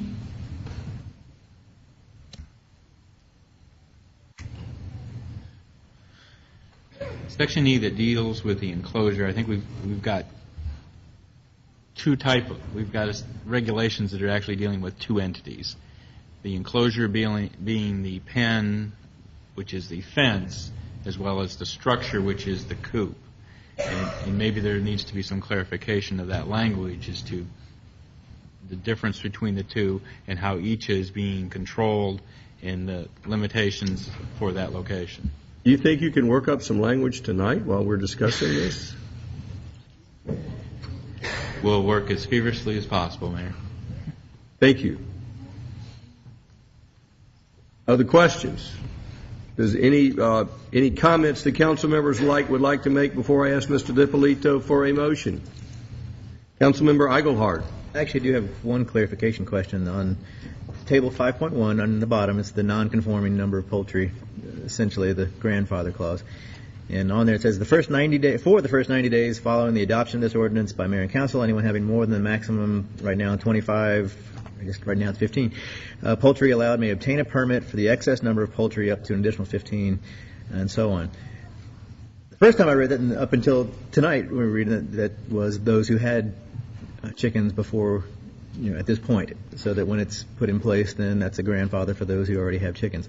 The way I read this, though, now when thinking about it further, it seems to say as long as you buy your chickens in the next 90 days, you can have additional ones up to that point. So that is not clear to me what the intention is and what the actual end result would be. So what is that supposed to be, and is that the correct wording to accomplish what the intent was? The objective of the non-conforming section was to allow a person to own 25 birds, come in and get a permit for them, come in with that permit and have an additional 15 originally for a maximum of 40. As the birds pass away, they would be brought into conformance with the maximum number of 25. Correct. And that was the intention, but the way this reads, the way I read it, and maybe Mr. Davidson can help, but for the first 90 days following the adoption of the ordinance, anyone having more than a maximum 15 poultry may obtain a permit for the excess number. So it sounds like in 90 days you can buy that and then get your maximum on top of that. Is that... That would be the way I read it also. There you go. So we at the minimum we need to correct that language so that it is clear that it's anyone having poultry before a certain date. And someone made a mention, and I think it's probably true, that it probably should be before today. I don't know if that's an option since it's not in place. But anybody who went out before today could buy something yesterday or even tomorrow perhaps and be covered. So just one thing to clarify, because I don't think it does what we had intended, and I don't know why I hadn't read it in that format before, but it just hit me today. And then I'll go ahead and make a comment. Actually, I have a number of comments, but one clear key point that affects what could be a motion. I have major concerns about where things would be sited, particularly in smaller subdivisions, and 35 feet from a next-door neighbor just is not enough. And when Mr. DiPolito and I talked 5 minutes before we came in here, so I would have thought that would have been one of the last conversations, we talked about 75 feet from a property line, and so there was no mention made of 35 feet at any point, at least for me. So I guess that's why I questioned how did that change coming in here and why I wasn't actually told that. So I can perhaps live with 75 feet, but 35 feet from a property line, 35 feet from another dwelling just doesn't seem to make any sense to me. So I would suggest it certainly would increase. Other questions or comments? Councilmember Laurie Henry. Thank you, Mr. Mayor. I had a question also about the non-conforming number of poultry in that section. To me, this is not clear. Such permit will allow the permit holder to keep the excess number of poultry for their lifetime. Is that the lifetime of the poultry owner or the lifetime of the poultry? Of the poultry. Who's there? We might want to specify who there is. Another question I've got is, do we allow the slaughter of chickens in Roswell? I know we've been discussing these as pets. However, Nothing in the ordinance deals with whether it's been slaughtered or So not. chicken owners could slaughter on their property, and while we're regulating where coops go, we're not even thinking about slaughtering chickens. That was language that was actually removed from prior drafts. Okay. And are there, you might not know the answer to this, but my next question is, are there any Fulton County Health or USDA regulations on slaughtering as far as health hazards or health codes or anything along those lines? Are you aware? I'm currently not aware of, but I would assume that there are some regulations related to slaughtering on property. And then my last question is Fulton County Animal Control. Can anybody tell me if they only deal with cats and dogs? Do they deal with other pets? I know that years ago I caught some raccoons and possums in Havahart traps. They came to get them, but my neighbor was just recently told they would not deal with those anymore, period, that they were only dealing with cats and dogs. Is that... I'm asking because... Kay Love says she has an answer. Oh, great. Yes, ma'am, that's accurate. With the latest changes that Fulton County has had, they are typically only dealing with cats and dogs. And they do not deal with dead animals. It is only issues with living animals. Okay, so I just wanted to confirm then that this would clearly be a City of Roswell code issue and not a Fulton County Animal Control issue. However, the contract with Fulton County doesn't specify that. That has been their practice. The contract is pretty open. It doesn't specify all the different species of animals that they will deal with. Thank you. Other Councilmember Wynn. Thank you, Mr. Mayor. I'd like to do some clarification for some people that's been bringing up like dogs. We do have a city ordinance limiting 3 dogs per household, just for your information. And the reason that I think that we needed to bring the number of chickens from 25 to 15, even though we did take this from the city of Atlanta, what we did not bring into consideration was the very restrictions that the city of Atlanta put on these chickens. And I think it was a 75-foot setback plus concrete pads plus numerous restrictions. And that's one thing that we did not bring into this ordinance. So if we're going to look at 25 chickens, then I think we have to look at Atlanta's ordinance in its entirety and just not bits and pieces of it. I did bring up to my colleagues a couple of days ago about lot size. I live on a very small lot, probably 6,000 square feet, and I sure wouldn't want 15 chickens next door to me. But then again, I don't want someone who has an acre or 2 acres or 3 acres be limited to 15 chickens. The people that I heard tonight that were speaking in favor of chickens has multiple acreage. I don't think I heard of anyone that was like less than 1/3 of an acre or a 6,000 square foot lot. What I was hearing was 2, 3, 4, 5 acres. So I did make a suggestion to my colleagues about lot sizes. I also made a suggestion that from 1/3 of an acre to 1 acre would be 6 chickens. An acre or more would be 12 chickens per acre, up to 36 chickens. And no roosters. Sorry, no roosters. I think that would be more of a win-win for everyone. I do not want to restrict someone who has 5 acres to 15 chickens. I think that you should be able to do what you need to do on your property. But then again, I don't think that we should have people that's like my size of lots, a 6,000 square foot lot, having to deal with 15 chickens next door to me. Again, I'm not going to make this as a motion. I brought this up to my colleagues. I'd like to have it maybe open for a discussion to maybe look at limiting on the lot sizes the number of chickens.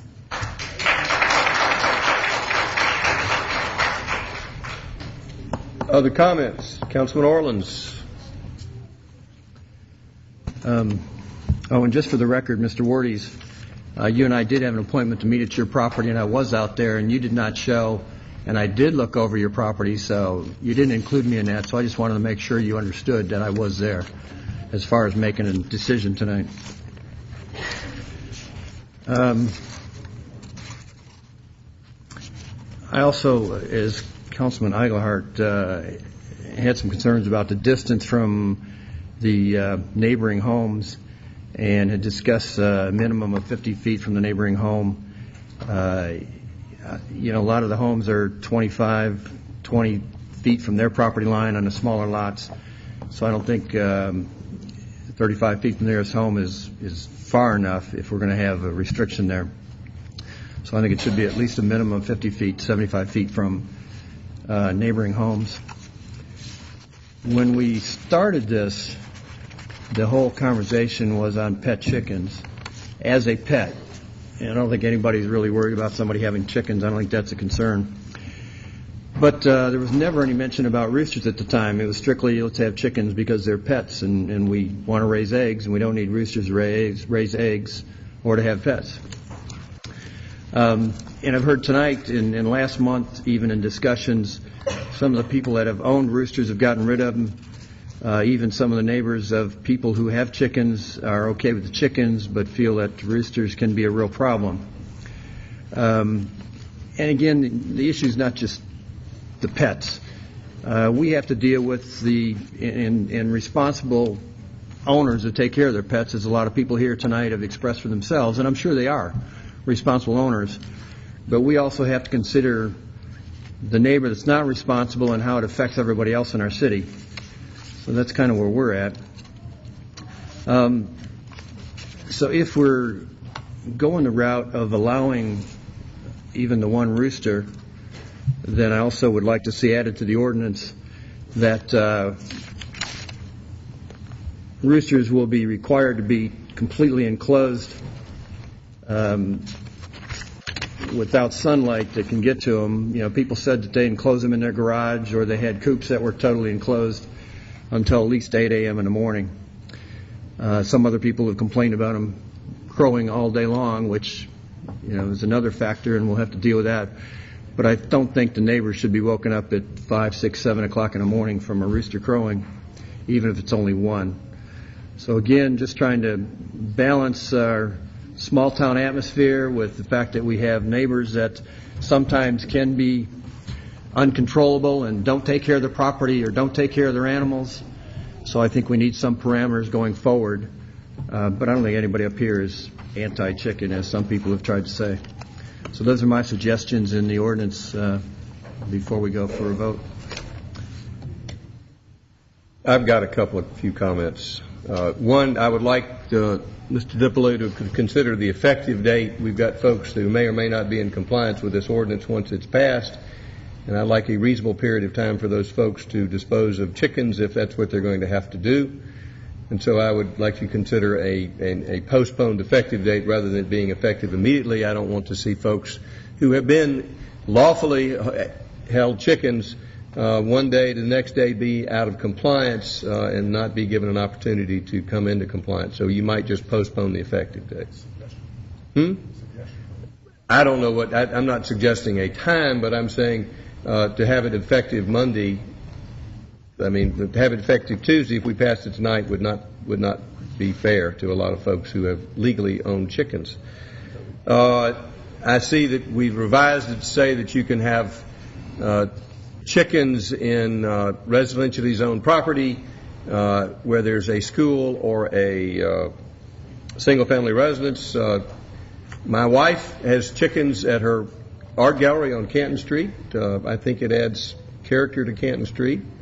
I'd like to keep chickens on Canton Street. It's just 2, but we've had those chickens now since the judge ruled against the chicken ordinance, and have not received one complaint. And every day I see children down there looking at my chickens, Judy's chickens, not my chickens, and I don't see why, if it's legal at a residence, if it's legal at a school, it shouldn't be legal at a chicken-friendly art gallery.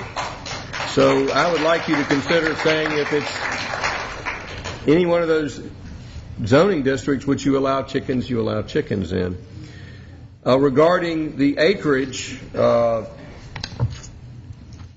I can have 18 horses on my property and maybe another 18 cows, but some council members say I couldn't have one rooster. I don't see how that's connected to the health, safety, and welfare of the community if I have one rooster or two on 10 acres when my nearest neighbors, I can't even see them through the woods in the wintertime. So I think we need to be careful in passing ordinances only to regulate to the extent necessary to for the health, safety, and welfare. And when we go beyond that, we're over-regulating. I think as currently drafted, we may see over-regulation. So my suggestion is if you were looking at revisions to this ordinance, when you get to E1 zoning, 2 acres and larger, in which you allow cows and hogs and mules and livestock of that size, that you have a different rule on the number of poultry allowed on E1 zoning, because these properties which are still farms, or in that category, I hate to see farms run out of town. This is a great community, and farms are tradition. And finally, getting to the rooster question itself, I think that's best addressed by the noise ordinance. I don't know how many decibels a rooster makes, but my experience has been the dogs are higher in decibels. They have different times of the night. And I see some heads shaking up there, but every morning that I come to my office, I'm greeted by a rooster. And I think it's a wonderful thing in the morning to hear that rooster crow, and it has never offended anyone where my office is, nor when I was years ago when I had roosters and chickens did I ever receive one complaint. So I think when there is a complaint, it can be addressed by the noise ordinance, but I hope that there's some council members up here seem to be friends to the chickens but not to the roosters. I'm friends to roosters and chickens and all fowl. So I hope they will allow roosters.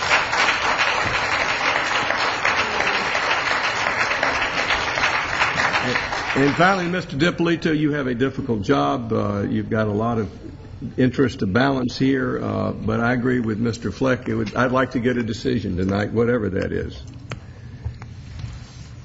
So, Mr. DiPolito, it is your opportunity to make a motion. Councilwoman Price? She hasn't raised her hand, so we're back to you. Oh, she does wish to speak, yes. Well, I think that there are some issues to consider. One, in looking at Article 10, Chapter 10.4, talking about the accessory structure, and again referring back to E with the enclosures, I still don't think that's real clear. If we're calling it an enclosure instead of an accessory structure, but we're requiring it to adhere to the definition of accessory structures, I just find that all rather obfuscating, and I just don't think that's clear. I know we talked earlier today, some of us, about distances from neighboring dwellings, which I found a little silly because you may have an adjacent property that has no dwelling on it. So then what happens if a dwelling gets built? Does the chicken coop have priority and the building can't get built, or does once something new gets built next door, does then the chickens have to go?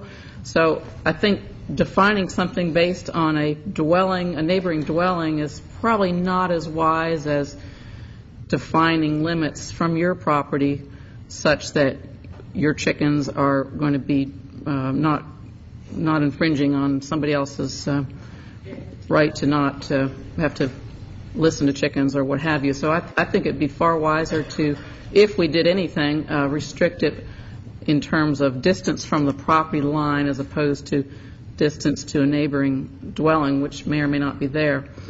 And the other issue I'm concerned about is permitting. I really just hate to see, a whole new slew of permitting coming down the pike, and I don't see anything in Article 10, Chapter 10.4 about permitting and also the cost of permitting, and I don't see anything in this proposed ordinance that would define the permitting as with the exception of this non-conforming $50 permit fee.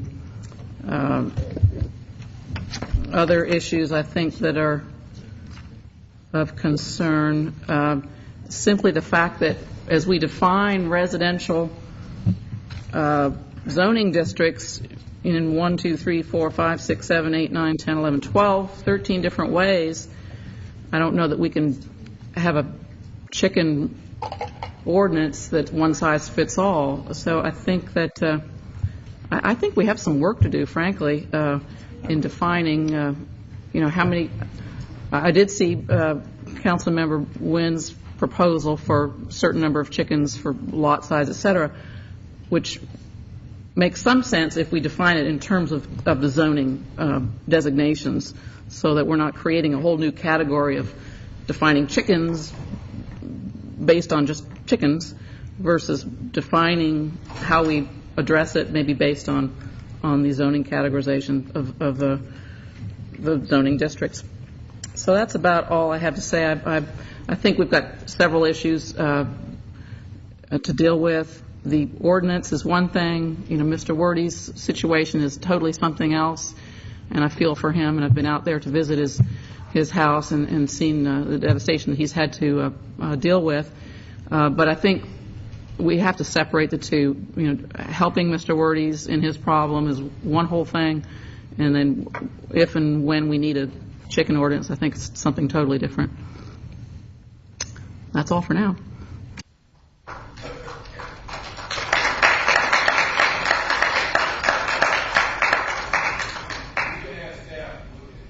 We had asked staff to look at the accessory structures and how we might address that. Have y'all come up with anything?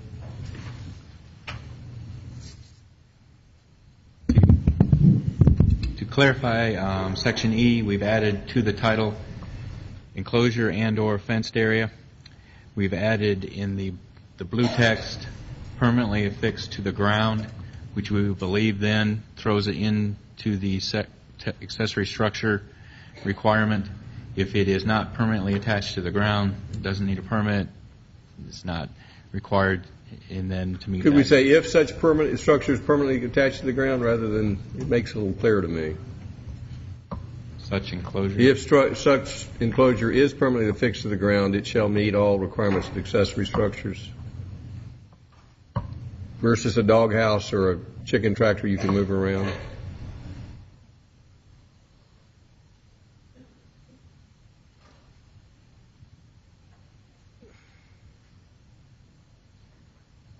If such structure is permanently affixed to the ground, it shall meet all requirements for accessory structures.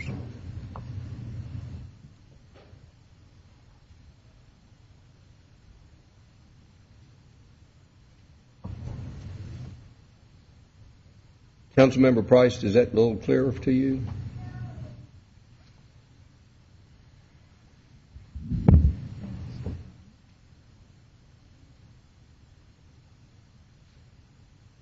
There was a question there. I clearly don't read as fast as you do. I'm looking at it.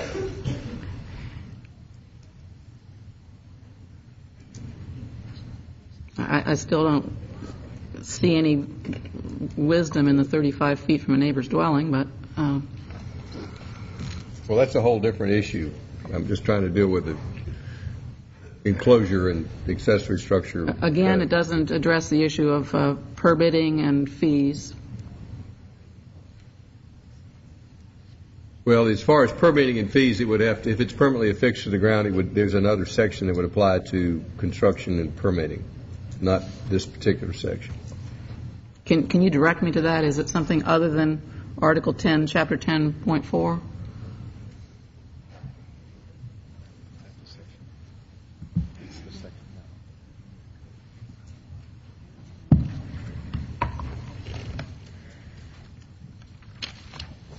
I think we can solve part of that question. Mr. Townsend, if you look at, I guess it's 1, 2, 3, 4, the fifth line where it says this zoning ordinance, if you say period, then you say any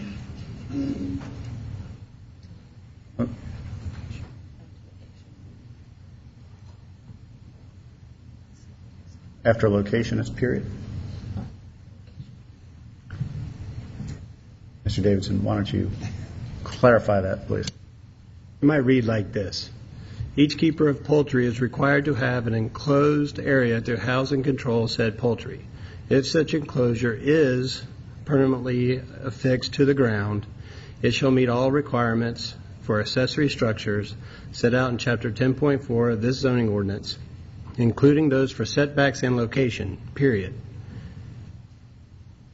Any enclosure shall be set back a minimum of 35 feet from a neighbor's dwelling, whether it's permanently affixed or a rolling enclosure. All right, if, in response to Councilmember Price's question, if someone later came in and built a house, would this be grandfathered in to the extent if it was 35 feet and there was no house at the time and someone built the house later, would they have to move their enclosure?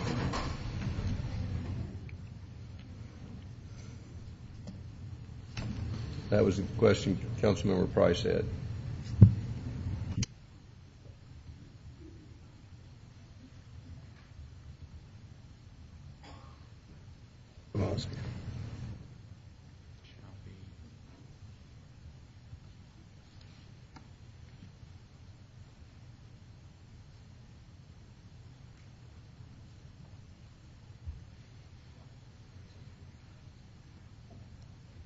And the way that it's written right here, they would have to move the enclosure.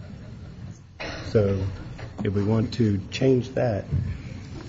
Well, you could say at the time of the enclosure was permitted, you could clear it up there.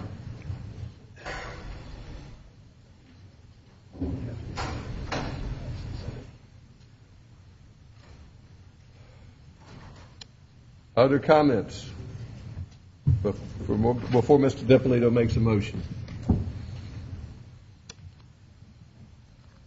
Mr. DiPolito, are you ready to make a motion?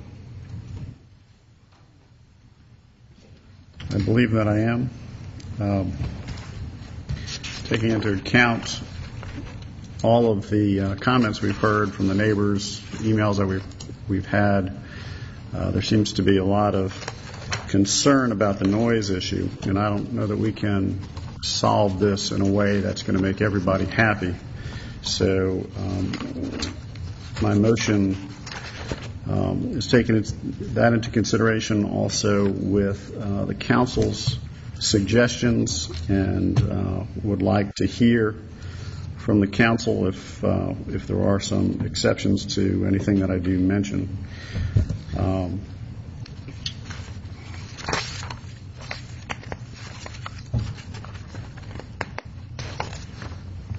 With respect to roosters, I suggest that we exclude roosters,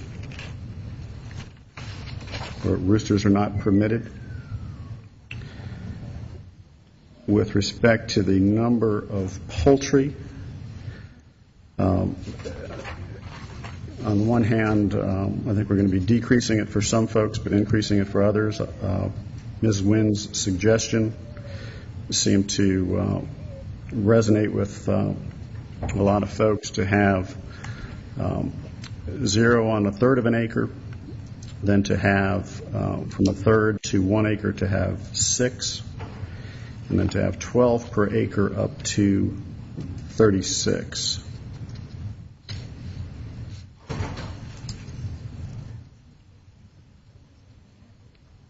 The changes that we discussed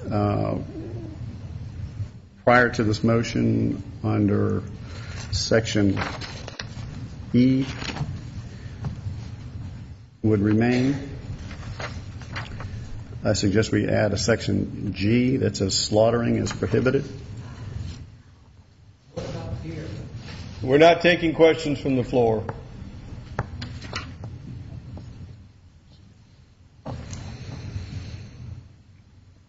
With respect to the non-conforming number of poultry, we needed to correct some language.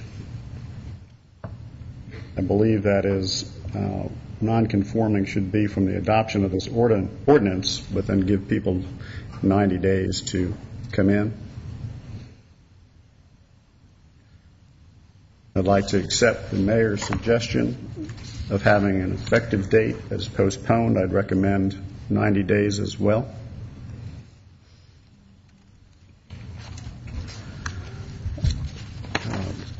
I'm not necessarily opposed to chickens being on commercial properties for the way the mayor had suggested. However, once we open that door, how do we limit which commercial properties we have them on? So I think we need to not include that at this point. And then I would like to exclude the zoning categories E1, which currently allows for livestock raising, and exclude properties that are currently zoned FCA and are used for agricultural purposes. When you say exclude, I'm trying to understand. Or they're not subject to the ordinance. So then would roosters and poultry be permitted on 2-acre, an E1 zoning? And yes. Okay. Yes. And the thought being that we already have livestock there, why limit the number of chickens and roosters if we have other forms of livestock? And that's with FCA. That's already ag zone. Right. Okay.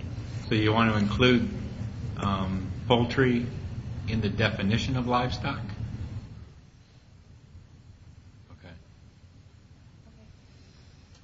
I think it would just be a section that excludes E1 zoning and FCA zoning that is agricultural from the provisions of this ordinance completely. So you're adding an exclusion section.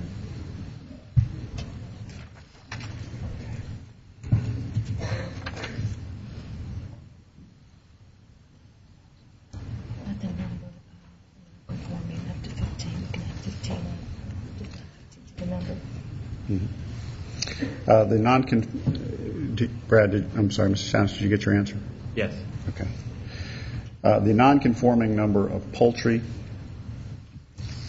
adjust the maximum. Actually, how would we do that? I guess we don't have a number there now for maximum. It would just be determined by lot size, plus 15.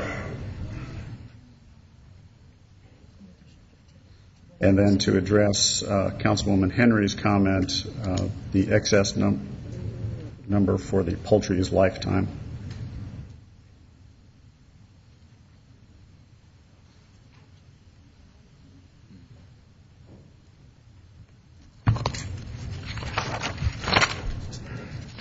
And that is my motion. This time we'll entertain, do we have a second? Second.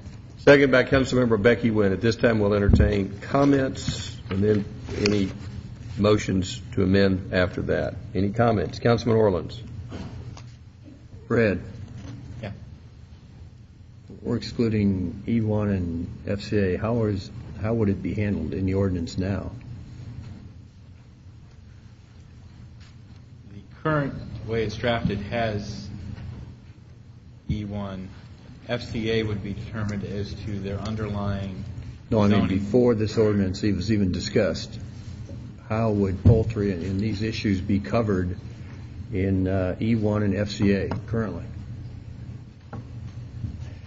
Councilman Orleans, currently the ordinance is thrown out, so there are no restrictions on poultry or livestock under any category in the city of Roswell. Prior to the judge ruling, poultry was prohibited. And even in E1 and agriculture? Well, that would be a question of interpretation. Correct.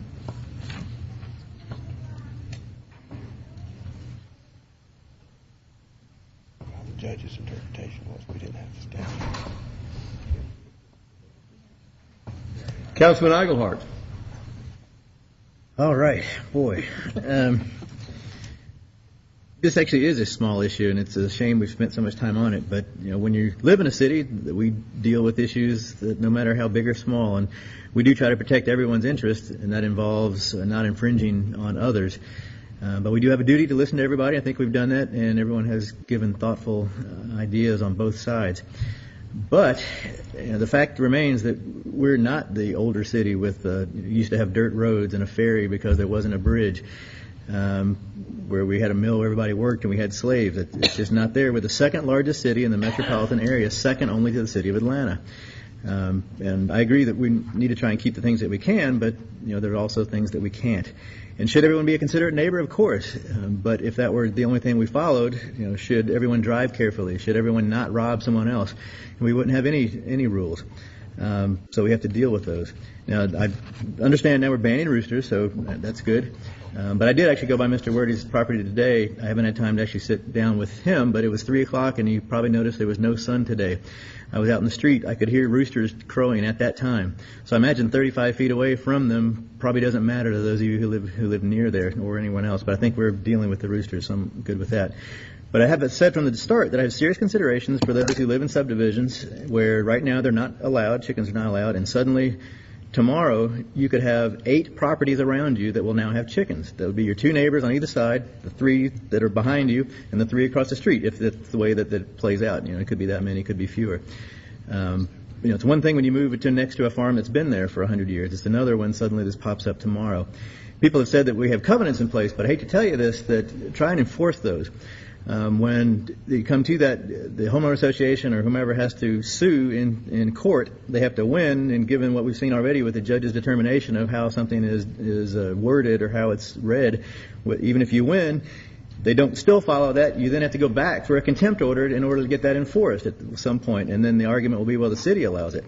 So I think those of you who live in communities that have covenants are not as protected as you think. And we will be opening that door, and I think that's the wrong thing to do. I do think that there are positives to having a few chickens, and is that number, where does that fall and what's that size? When discussions before, we said 75 feet from any property line does kind of take out the smaller properties. I think that makes sense. 35 feet from a dwelling doesn't make sense to me, so I can't support it as it is. What's that number? Is 4 too many? Is 4 too few? I can live with 4 above the 75 feet, and then going into E1 and more than an acre, a larger number, I'm okay with that. But I just have a real fear that we're opening up a door that we don't need to go through. We can allow some things to stay as they are, and some people have things that they do have, maybe some new ones, but no, we're not going to allow it everywhere. I just don't see that making sense. So the only way I can support it is if we do go back to from a property line of at least 50 feet on either side, and that we look at numbers that are much smaller, particularly on grandfathering, because the way I read this even now, it says we will now give you 90 days to go buy 15 birds. It doesn't matter what size your property is, because we've just said any more than the maximum of 15. You get 90 days to say that you have 15 more, so you could have up to 30 birds on any property based on what this says. So there's plenty of doors that we're opening, and I just think it's a mistake to go through. So I just can't support it as it is because we're not doing what we need to do. Other comments? Mr. DiPolito, just one comment.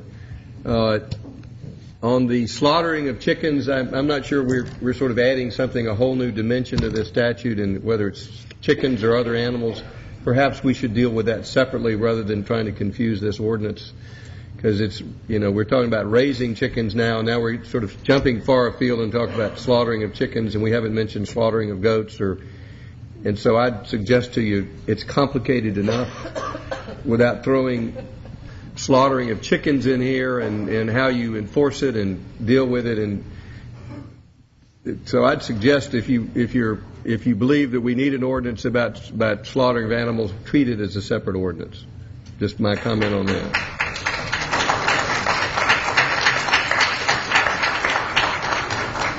Would that be better served being handled under the city code rather than? I just know it'd be better served not tonight, but in a different ordinance, different time. Okay. All right, so does, after having all of those comments, to the dynamic duo over there, any amendments y'all want to volunteer before we then continue with discussion? I would like to amend my motion to remove the requirement for slaughtering, and we'll deal with that at a later date. And also wanted to address Councilman Eaglehart's comment about the distance. I will accept his recommendation for 50 feet from the property line. Just a question, does that mean the chicken enclosure, you'd have to have the chicken fence 50 feet back from the property line? Or is it the chicken coop 50 feet back from the property line? It's the enclosure, which is, we have defined as both the fence and the... Okay, so the fence would have to be set back 50 feet from the property line. All right. Mrs. Wynn, do you accept those amendments? Yes, sir, I do. We have a motion and a second. For the purposes of this, it was a long... Can staff read back to make sure we know we've got it? And I want to make sure Councilmember DiPolito and Councilmember Wynn agree with your rendition. We'll get a question first. Let's see if we can get what the motion is, and then we'll get to a question. Okay. And starting with section 1 and dealing with the definition, we've not included roosters as the definition of poultry. The original amendment also struck through geese and turkeys. That was made at first reading. We've added, besides single-family residence or schools, as a location in which poultry would be permitted. We didn't have time to type this in, but the maximum number allowed would be 0 to 1/3 of an acre, 0 chickens, 1/3 to 1 acre, 6 chickens, 1 acre or more, up to 36 total. 12 per acre, 36 total. And we did exclude E1 as well as FCA zoned agriculture from that requirement. From the number requirement? From the number. Is that correct? And for clarification, let people know what FCA stands for. How about the rooster requirement? Is that also excluded from the rooster requirement? The way the definition is for poultry excludes roosters. No, I mean, if you had a 10-acre piece of property, could you have 2 roosters? Not the way the definition. You're still stuck with 1 rooster. Mr. Mayor?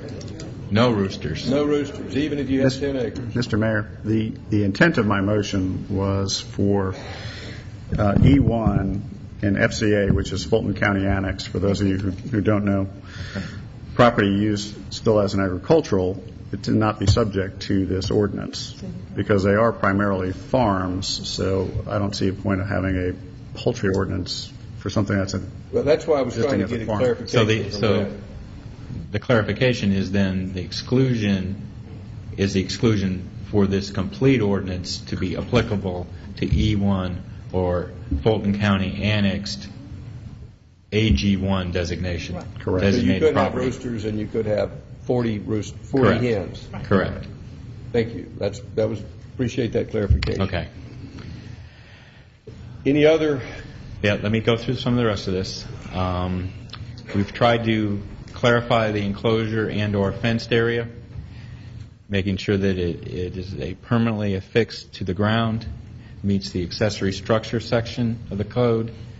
The just last amendment talks about it being a minimum of 50 feet, and I believe I heard property line instead of neighbor's dwelling. Mm-hmm.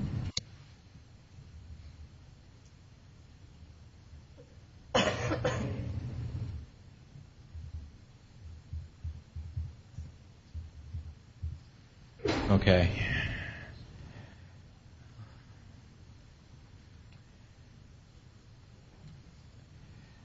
The non-conforming section, we struck through the first 90 days and put the adoption, but I'm not sure this applies at all now because the numbers have completely changed, dealing with maximums in allowing this. I'm not sure that you even need this section if you adopt the actual totals per acre, but then we were going to change the effective date to 90 days, correct, from adoption? Ask Mr. DiPolito. That's my understanding. Let me understand the effective date. I think what we're saying is the ordinance is effective, but we're giving people 90 days to come into compliance. Is that how we implement it? My What's the suggestion terminology is there? if you right now, if you postpone the effective date, you won't have an ordinance for the next 90 days. After that, everything goes into effect, and they've got to come into compliance. They've got, in essence, 90 days to come into compliance. So we really don't need this and section not necessarily 4. have a grandfather clause, but have a 90 days to comply. So it's effective as of tonight, but they have 90 days to comply. No, it's not effective for the next 90 days. That's, I mean, I guess you could, but I don't know how you say it's effective tonight, but they got 90 days to comply. A stay of enforcement for 90 days, which is the same thing as saying it's. That was the intent of mine. Yeah, I got you. Okay. Don't ask, don't tell for the first 90 days. Well, it's similar. It's similar to what we did with the sidewalk ordinance, where we made it effective, but we gave people time to comply. Okay. So we don't need section 4? I believe we do. Well, there's no maximum number then that's over and above what is allowed. The numbers have changed at 1/3 acre and 36. And if you're exempting E1 and FCAA, it's the maximum poultry allowed. There's just no number associated with it. It would vary from property to property. Basically, you're saying what Jared Wood was saying is that in 90 days, people must be in compliance, period. There's no extra number of chickens. That's where the point of making it effective in 90 days. It would have to be compliant as well.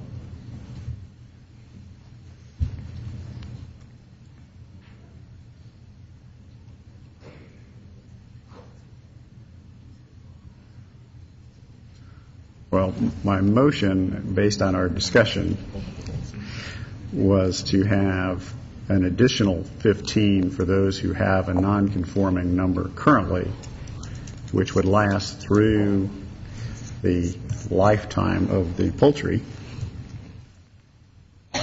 So that hasn't changed. And that's to accommodate people who may not conform to the ordinance currently.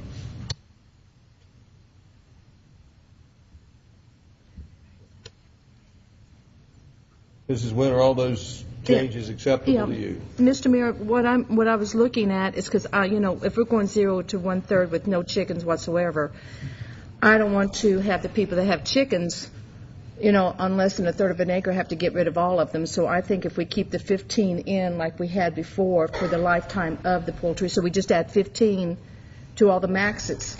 So 1/3 to an acre would be 21, and then, with your acres, you just add the 15. You're just allowing them to keep up to 15 more than what the ordinance states. I'm fine with that. Councilmember Eichelhardt. Well, first, I appreciate the changes that have been made because I think it covers a lot of the issues I had. But this still, so no one can have any in less than a third or less unless you go ahead and get them in the next 90 days. Then you can get 21 of them. Is that correct? No, unless 0 to 1/3 be 15. Well, still, okay, 15, whatever. No one else can get them unless you get them in the next 90 days, and you can get 15. I just don't. It doesn't make sense to me. Is that? The ordinance is effective tonight. Okay, so we're no longer having the 90-day part. Yeah, it's 90 days for people to come into compliance if they're above and beyond the additional that we've given them. If you have no chickens today, you cannot have chickens in the future. Okay. If you have 1/3 of an acre or less. Right. In that case, all right. Okay. And I do think the 50 feet from the property line doesn't go as far because I think that, as we discussed, pretty much wipes out anything below probably 3/4 of an acre. But 50 feet is a compromise that hopefully can deal with a lot of that. All right, thank you. Councilman Orleans. I have one question on the 50 feet from the property line. If somebody already has a coop set up, are they grandfathered for that distance? Brad? David? Yes. And how would they... Yeah, non-conforming structure Right. at that time. And how would they show that to us? Walk you out there and say, there it is. Well, I mean, if somebody complains 2 years from now and they said, well, I already had it there, I mean, how are we going to know that? Is there a process for this? I'm just trying to find out from information. Aerial photos. We have these aerial photos. Just wondered, because I was talking to somebody that, they may not be in conformity to it now. We have a motion and a second. Further discussion. Councilmember DiPolito. I just wanted to say, Mr. Mayor, that I know this seemed like there was a tremendous amount of discussion up here at the dais, but that's really a result of the council listening to everybody. There were some comments made about, are you listening? We didn't make our decision before tonight. We listened to everybody. I think that was obvious. We've taken into account everybody's emails and phone calls and all of that and tried to come up with something that we felt was the best for Roswell. Thank you. We have a motion and a second. Any further discussion? All in favor of the motion? Councilmember Lori Henry. I just wanted to state that having lived next door to a rooster for a number of years, I still think we ought to allow roosters. I don't understand.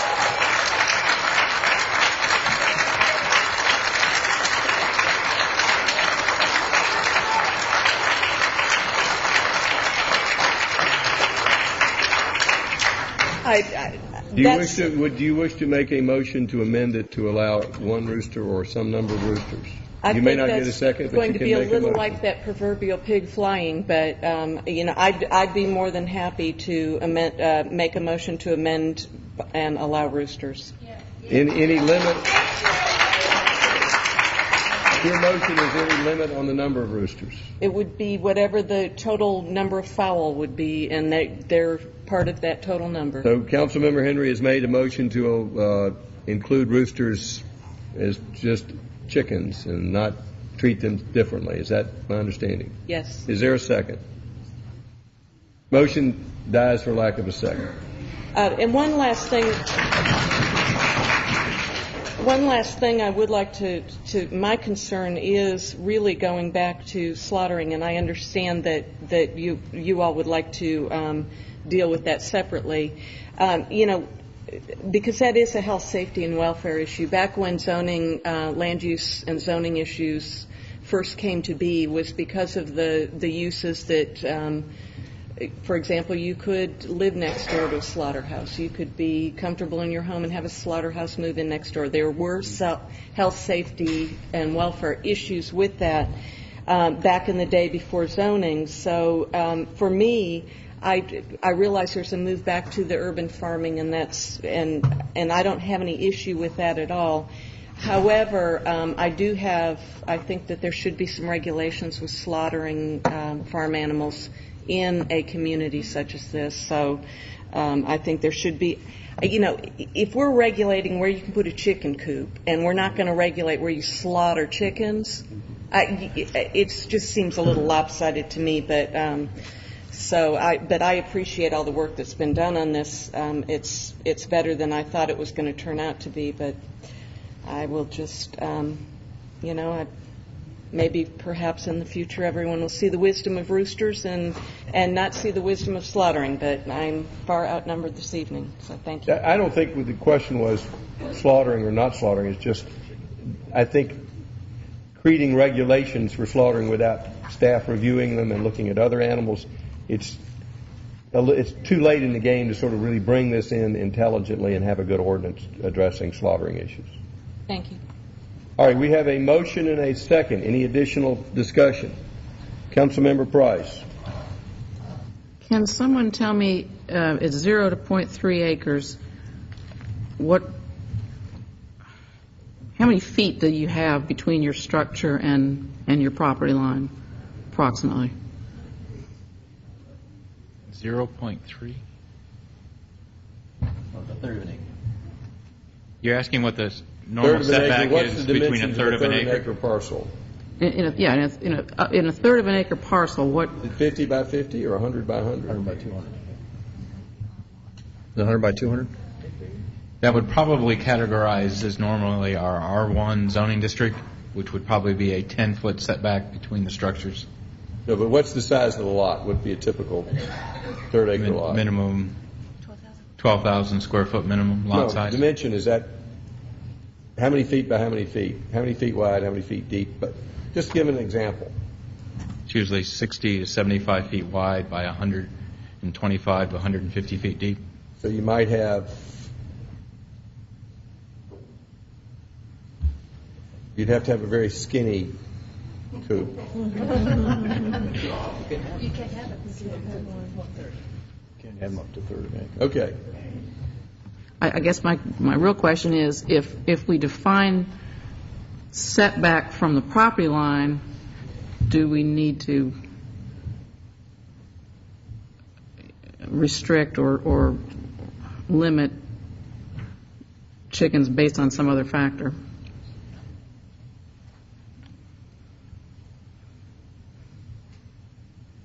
Give us an example so it'll make it clear what your point is. Well, I guess my point is, are chickens bothering anybody as long as they're far enough away from them? That's the question. So if you define a setback from your property line, how many acres you have is probably, it could be irrelevant as far as any maximum should just be a maximum.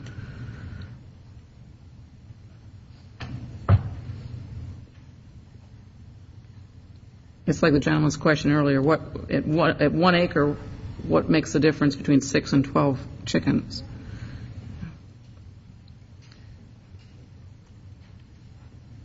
We put it in more concrete. Are you proposing an amendment? I understand your point as far as moving this discussion forward. There's a motion and there's a second. At this point in time, you can either vote for or against the motion, or you can propose an amendment. Yeah, I guess I'm just too unclear as to so many of these ramifications of creating this ordinance on the fly, so I'm inclined negatively at this point. All right. Other discussion before we take a vote? All right, we have a motion and a second to approve a chicken ordinance with, which I'm not going to try to recite. It's too complicated. Which would not allow roosters, but if you were on a 2-acre lot, I mean E1 zoning, you wouldn't really be subject to this ordinance, but it has a certain a lot of rules which you've discussed. So we have a motion and a second. All in favor of the motion, raise their hands. Councilman Orleans, Councilman Eigelhart, Councilman Wynn, and Councilman DiPolito. That's 4 in favor. All opposed. Councilman Henry and Councilman Price opposed. Passes 4-2. We're going to take a 10-minute break.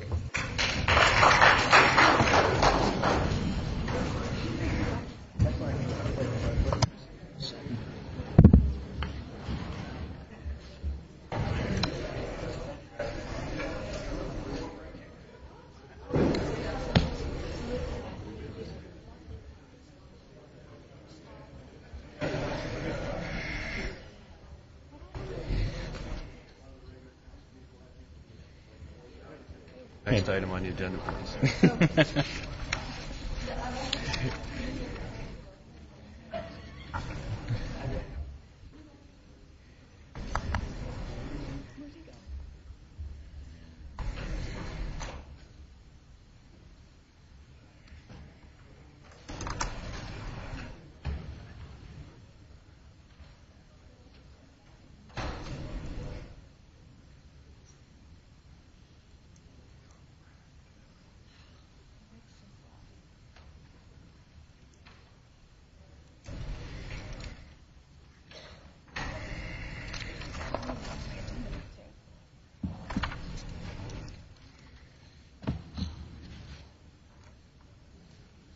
agenda sitting here? Do you know what happened to that?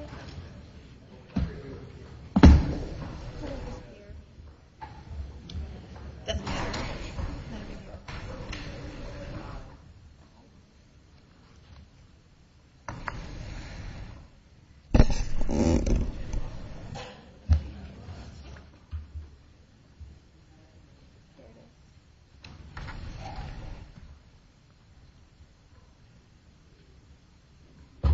Do we need to wait?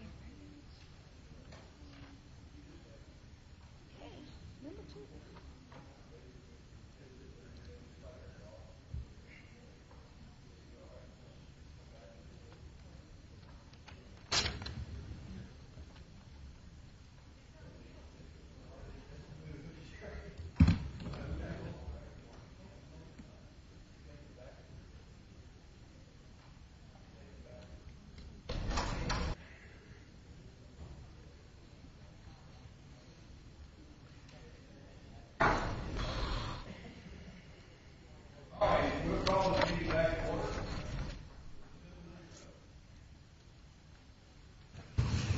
Thank you, Mr. Mayor. The next item on the agenda is CU09-03, Pleasant Hill Youth Discovery House at 742 Bush Street. Mr. Townsend.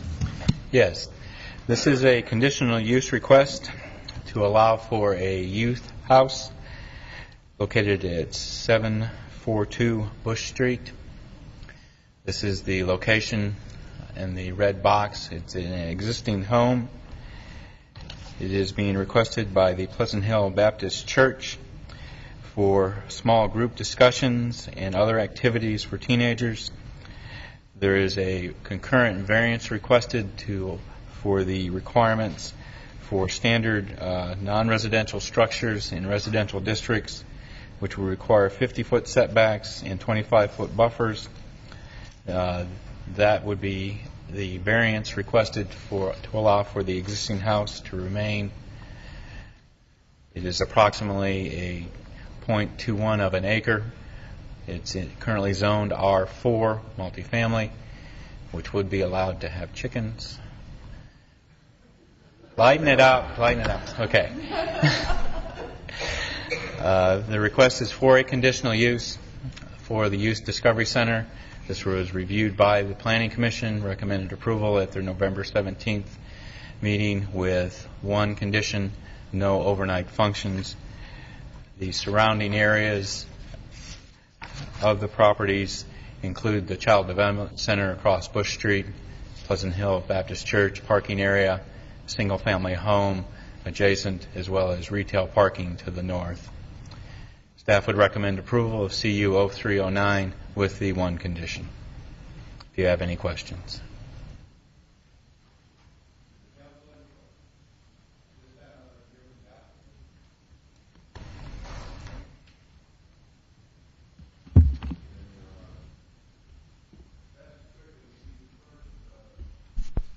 Can you please turn on your microphone? Pastor Strickland, do you have any concerns about the condition which is they have suggested that they place on this? No overnight functions. We said no overnight function. I don't believe we have any problems with that. No, we don't have any problems with that. And again, the use of this building will be? The use of this building would be for our teen house small group meetings, because we do have our men small groups kind of meeting there on Mondays. So small group meetings, teen assembly, that kind of thing. The council have any questions for the applicant? Councilmember DiPolito. Pastor Strickland, we've had some concerns from one of your neighbors, Ms. Bohannon, and I know she is, or as of last week, had some concerns about this. Have you had a chance to speak with her and try to work things out? We have not spoken in any other detail than what we said we would do if we have any major event, that we would certainly contact her if we have any major event. We have not had a major event since the last time we gathered. So I'm not sure, other than what we brought up last time we came before zoning. I'm not quite sure what her issues are other than what we've already kind of addressed. When you say last time, you're just referring to Planning Commission, is that correct? I'm referring to planning. I'm referring to planning, zoning, and the meeting prior to that, where the public hearing meeting. Okay, thank you.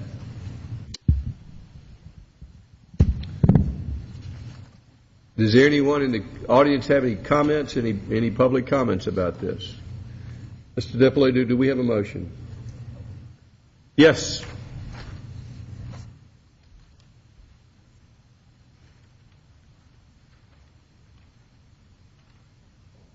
My name is Gail Bohannon, and I live at 736 Bush Street. And I do understand that Pleasant Hill has wants to do the youth counseling center, and I oppose that. And since they don't own the property, they're leasing the property, is what I was told.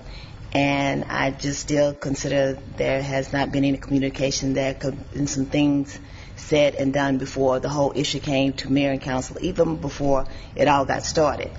And the one issue that I have is if they have the youth center, what else are they going to have there without having a permit, because all of this was started and no permit was issued before it was even done. And the city allowed them to go ahead and do it because it was a church. And I don't have a problem with the church.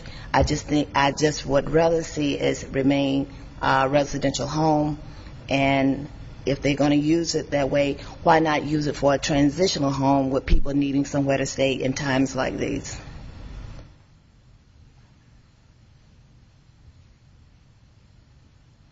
Ms. Bohannon, I apologize. I would be wonderful if y'all could talk and work out any issues. I mean, you both have grown up in this community, and just as we had comments during this previous hearing, it would be wonderful if everybody could just talk together and work out these issues. So, are there any issues we can work out? Is there anything we can make this thing work better for both people? I don't have any issues. I don't have any problems with talking with Reverend Strickland. That's not my problem. Are there any conditions that you would like to see placed upon this use that haven't already been placed upon it that would make it more acceptable to you, other than limiting it to a residential use? I would like to have a buffer between my property and 742 Bush Street, because there's not anything kind of dividing the property no more than a hedge.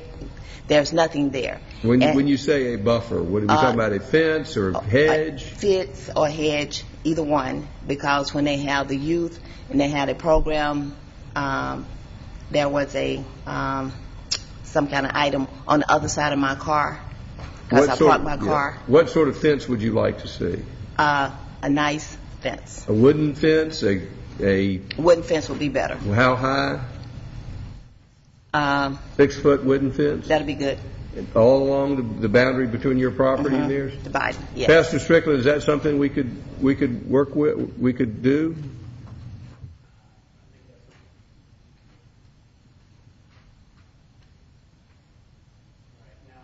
When are we at? You need to come to the mic. Well, come on up to the mic. I think we could have a reasonable period of time to get this up, but if that's what it takes to create a good neighbor, right?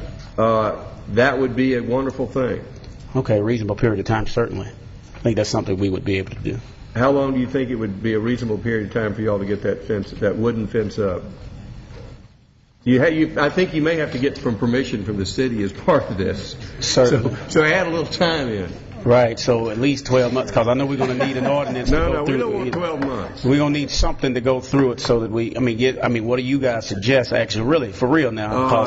Brad, how long will it take him to get a permit from the city to go through our review process for a wooden because that hadn't privacy been, that hadn't been quick.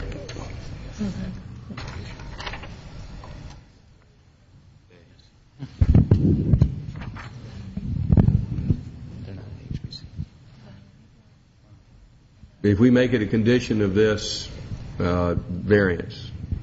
So if you're making the if we make it a condition of this variance that they put up a 6 foot wooden privacy fence along the boundary of the property, would they have to go?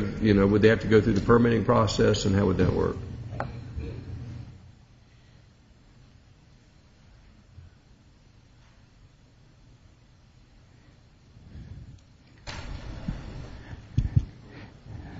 This is Bush Street out here.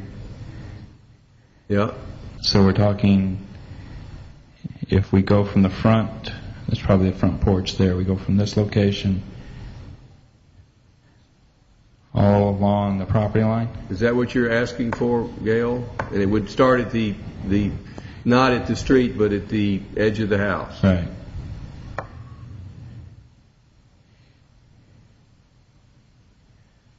You understand? Goes from the front eave, closest location, down to the rear property line. David, is that something that the church could do? Well, I'm looking at that. Okay, so we have placed that fence from the top to the bottom. And we paid for the construction of the fence. Yes. And so forth. All right. Well, we have, I know economics does come into play because, we just don't have. It always does. All of this stuff. Economics does come into play. We have to consider everything that we have to deal with here. Yes, sir. Because let me first ask this question. Gail, do you need it all the way to the rear of the property line? If it just went halfway, would that be enough? What? If you, I know it's. Her question is, what is halfway? Just. Trees in your back. Say it went to the tree. Like there. Trying to line up with her trees in the backyard. Yeah, I'm trying to just work something out here with the neighbors.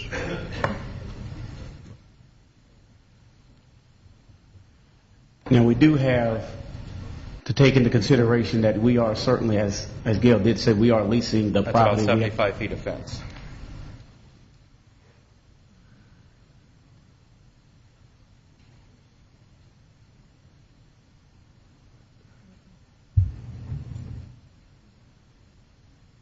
Now, the other option is we can defer this and bring y'all back another night if y'all can't reach a quick understanding.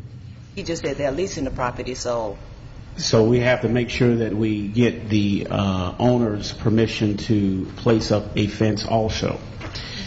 Because I know they work with us they're working with us. I'm just making sure that we consider all of these things too. Yeah, I think that shouldn't be a problem because I think it's an improvement for the property to create a little privacy fence between the two properties. I think both properties will benefit from it.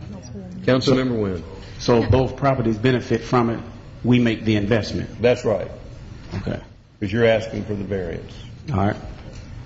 Ms. Bohannon, I have a question for you because I've been reading this and I haven't seen this issue addressed. Are you also concerned, because I see that these meetings are usually in the evenings, are you concerned about the hours of these meetings? I did not see anything where you might want to maybe restrict the hours, or is that even an issue to you? Well, now the hours, because I believe they said by 9 o'clock, if I'm not mistaken. Would you like to have that a condition in there? To do certain hours? 9 o'clock is fine. Okay, thank you. Why don't we do this? We're starting to add more conditions. I think it'd be best for this to defer this and y'all work something out. And see if you can come to some understanding and then make it easier on us. So, you know each other, you've known each other all your life. Okay, what is your recommended time frame, Mayor?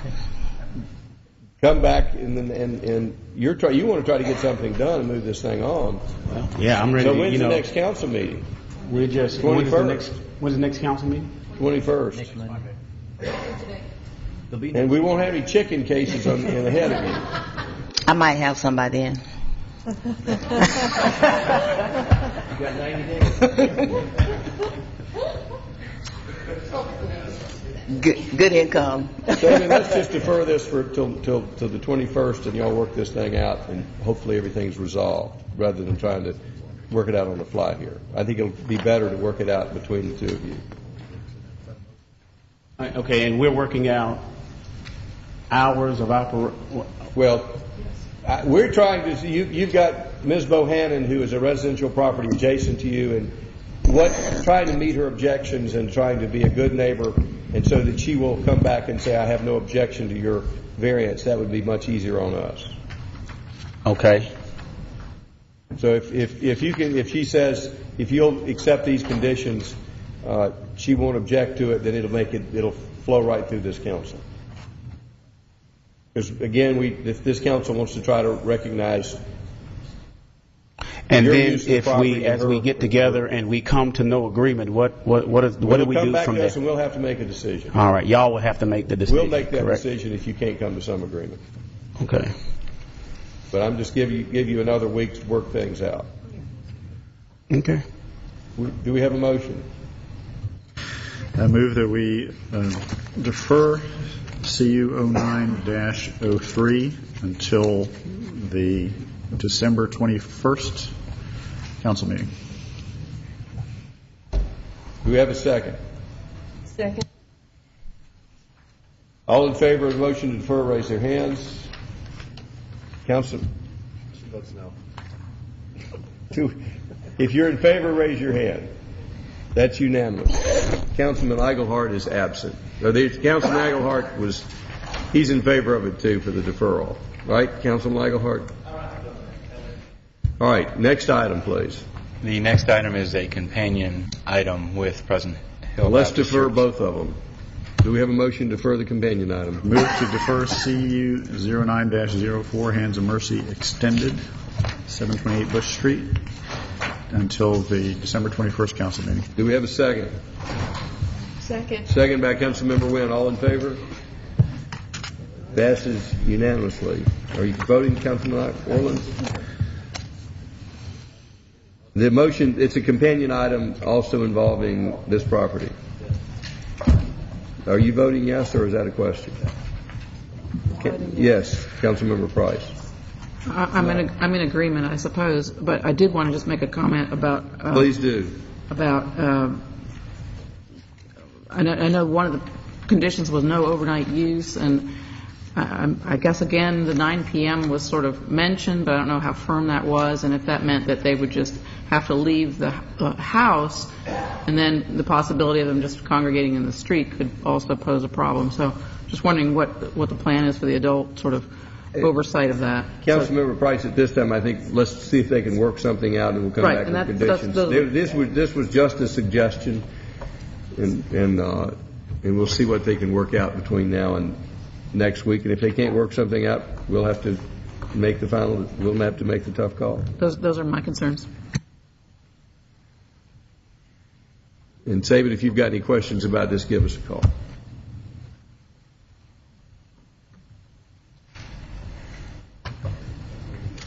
So we have a unanimous vote to defer both the first and the second item. Next agenda item, please. Thank you, Mr. Mayor. The next item is RZ 09-13, text amendment regarding parking requirements in the historic district. This is the second reading. Mr. Townsend. Yes, this item deals with parking requirements in the historic district. This is language that was adopted on first reading. The red language on the screen is the language that tries to clarify that any change in use that requires additional off-street parking, that the owner that's making that change would be required to provide the incremental increase. That way there would be no net loss in off-street parking.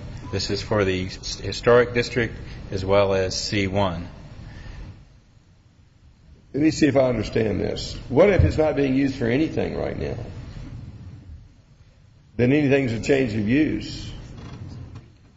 A building would have had some initial use applied to it, some business license at some time. Take an example, which is where this thing all began, and we get back to the old library. Right.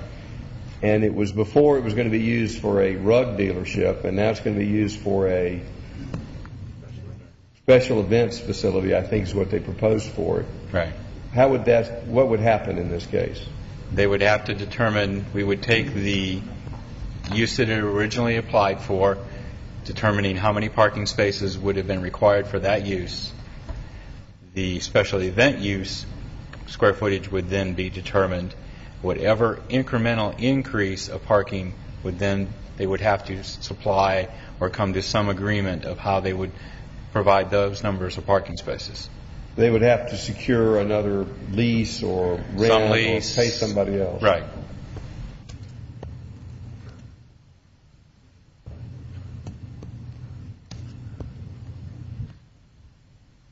Yes, Councilmember DiPolito. Thank you, Mr. Mayor. I just wanted to clarify that we're not requiring somebody to come up with parking spaces on site necessarily. It's just that the increase in parking could be at another location, and they could provide some sort of reciprocal agreement or some sort of a valet parking service. Correct. Thank you. Any other questions? Councilmember Orleans. A couple of things. I'd be curious as to how they're going to do that in some situations. Secondly, it says structures 50 years old. Is that as of 2009, or 5 years from now we may have additional structures that are 50 years old, or 10 years from now we may have additional structures that are 50 years old? Is this as of 2009? David? Good question, right? Just says any structure 50 years in age, so it'll continue to go up as you go. Well, and that's what I'm thinking. So we're defeating the purpose of what we're trying to do, are we not? If we're adding the incremental increase for change in use, we're automatically, by extending the years, increasing the amount of parking used in there without adding for those buildings. I mean, it doesn't jive. It doesn't make sense to me, I guess. I have a sort of a whole different take on this, and that was, I knew you would. when the C1 commercial district was enacted, everybody was sort of treated the same, and there was no requirement for off-street parking, and everybody was in the same boat. And then we had a revision of the ordinance, which I don't think anybody really looked at very closely, and we now we're requiring on-site parking for these people there was no possibility of. I would be more comfortable with it just by saying, if you're in the C1 commercial district, they're all treated the same, which means they don't require whatever the use is, you're all treated the same, except if you add square footage, if you actually make a change in the structure, not just a change in the use, because now we're saying one person was using it for one use, another person, and it was just sort of the luck of the draw. And I'm not we're coming back after the fact and changing the rules of the game. So you're suggesting just that the whole HR zoning district fall into this? No. C1 zoning, which was before we went through this ordinance change, C1 zoning did not require any off-street parking, period. It was just said you didn't need parking on site because no one had it. And the rule was, regardless of the use, regardless of whether you changed your building or not, you didn't have to provide parking. And what I support is saying that it's not a change in the usage which would trigger the requirement to find off-street parking. It's the change, actually changing the square footage of the building, adding more usable square footage on there. Because now we're saying one person happened to make the right choice of a use, and another person who has the exact same zoning is treated differently because he had a different use, even though both of them have 100-year-old buildings. But if you have somebody today that has, I don't know, let's say they're using it as an office, and then a year from now they change it to a restaurant, you're changing the amount of parking needed, and you're going to bring more people in, so you need parking. So where do we get the parking? That'd be one question on your approach. Now, the other one is, if you take that idea that's strictly C1, then why do we need the 50 years of age or older, I guess? Well, I'm not getting that the 50 years. I just go back and saying, if there's a George Palatti, he's on Canton Street. He's got a law office right there on Canton Street. If he now converts it to a restaurant, he's going to have to find a lot of off-street parking, whereas the restaurant next door has a wholly different parking requirement than George does, even though they were 10 years ago they both were treated equally. Now they're being treated differently because one happened to get there first.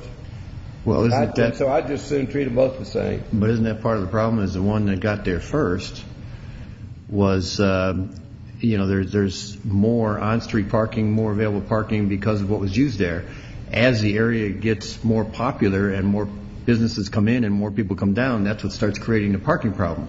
So I'm not sure I agree with your logic, because time does make a difference,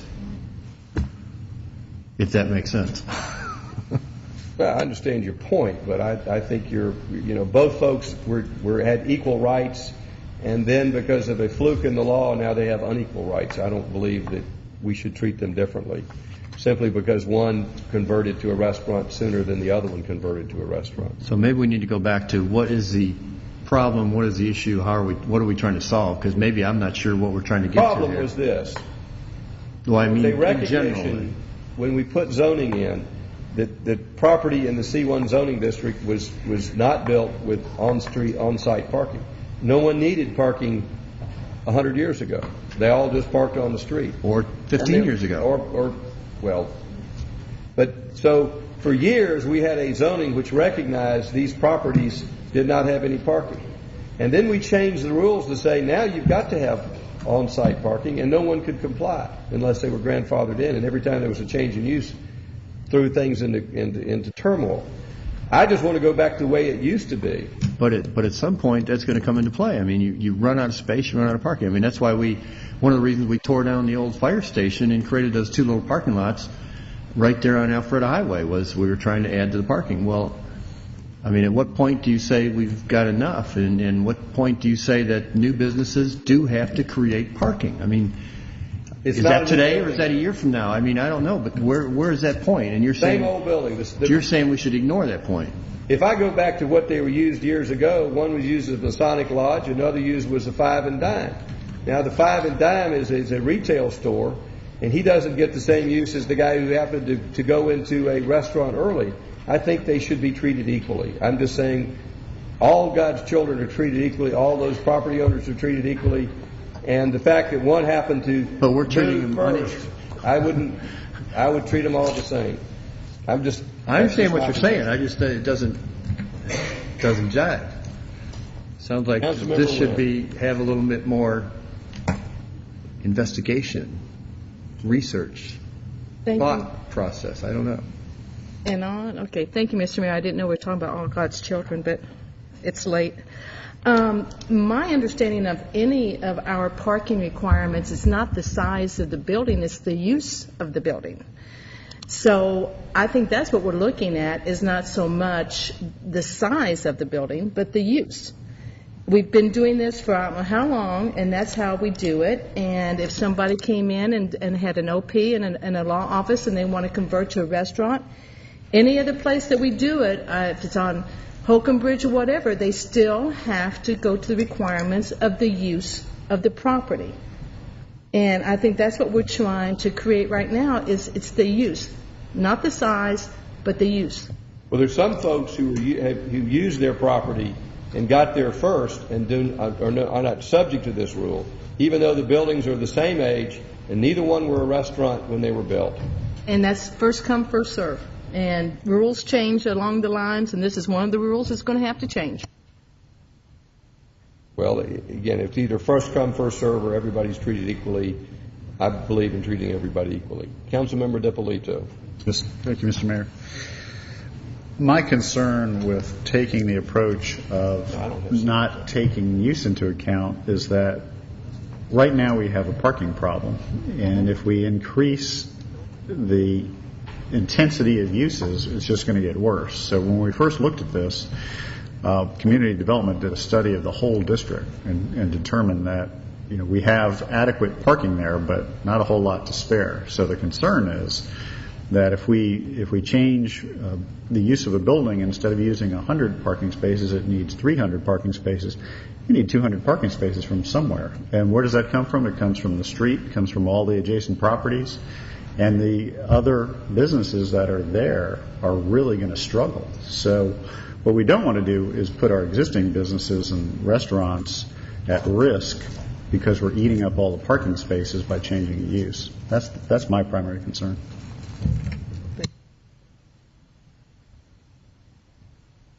Well, we've had a full discussion here. Any other people wish to make comments? Councilmember Henry. I have a question of our legal team, and that's not including the mayor.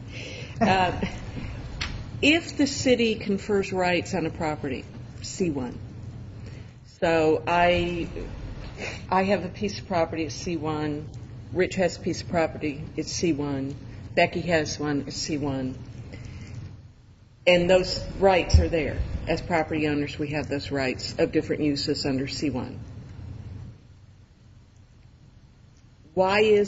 Aren't we legally restricting uses if you tell me that I can't have the same use that Rich has on his C1 because he got there first? The parking requirements have always been based on use, like Becky said. So he could have a C1 restaurant, you would have a C1 office. Your parking requirements are much less than his restaurant parking requirements. And that's how it is in all of our zoning districts. But here's what's the flaw in that argument.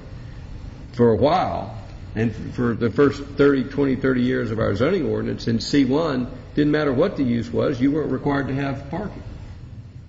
So that wasn't the case for C1. C1 was an exception to all those use told you how many parking places you required, because for years in C1 you didn't require it. Then we changed the ordinance. I think it was really more of an oversight. Nobody recognized the problem and started requiring on-site parking for properties which could never comply. So I concur with Ms. Henry. I think we sort of took some rights away from those folks without anybody knowing it.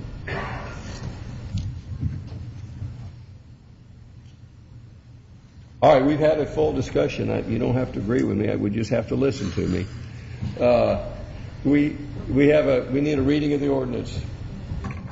Thank you. This is an ordinance to amend the City of Roswell zoning ordinance regarding parking requirements for buildings in the historic district of Roswell. Now, therefore, pursuant to their authority, the mayor and city council adopt the following ordinance. Zoning ordinance of the City of Roswell is hereby amended by adding to existing section 17.3.1 the text as follows, the text of which is incorporated herein by reference, and if approved, this will be the second reading of the ordinance. Does the council have any questions about the ordinance? Do we have a motion? Move. Yes, question. Councilmember Price. I guess I'm not totally sure where this is coming from. What happens if you have sentence 1 and not sentence 2? You want to put that back up on the screen?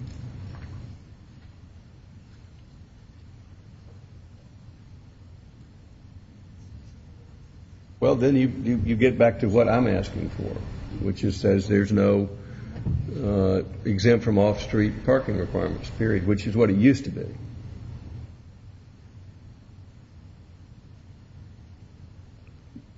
But it's defining C1 only. And again, it was just C1 was the only district where we didn't have that requirement for on-site parking historically. That's the old rule, and really the red is what's sort of been added to it.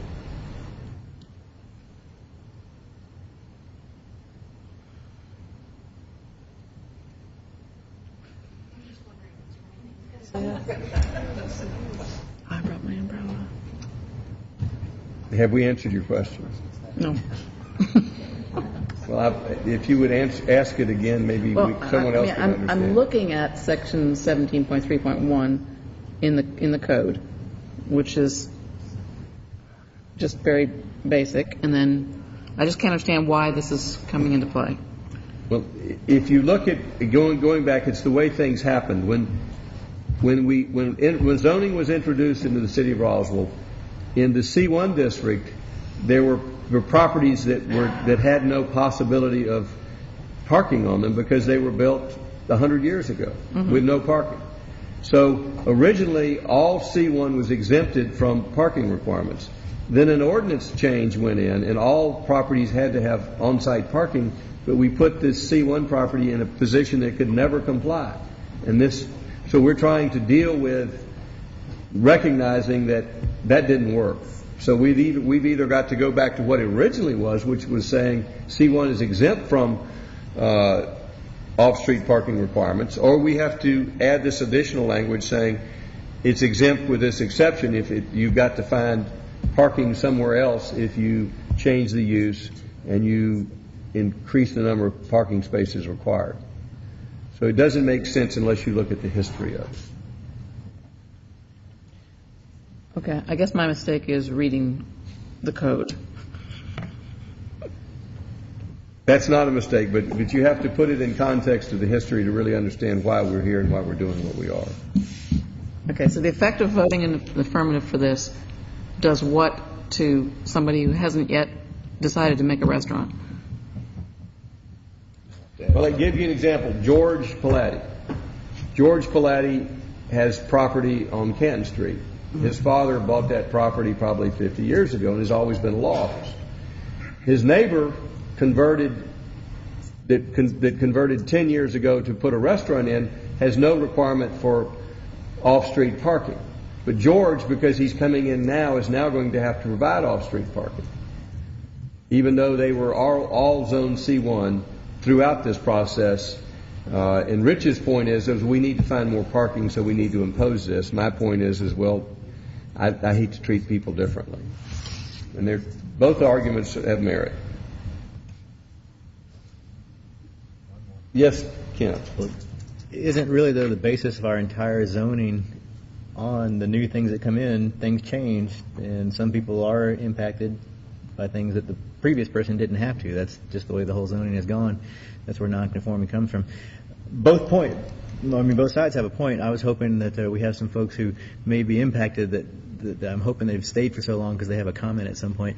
So I'm waiting to hear from them before I actually come out with things. I think we have folks here that may be impacted. We may need a motion before that, but I think we've said enough between ourselves, and let's have some people who get impacted by this talk. Does anyone in the audience wish to be heard on this issue? Yes, sir. Come forward, please, if you'll give us your name and address.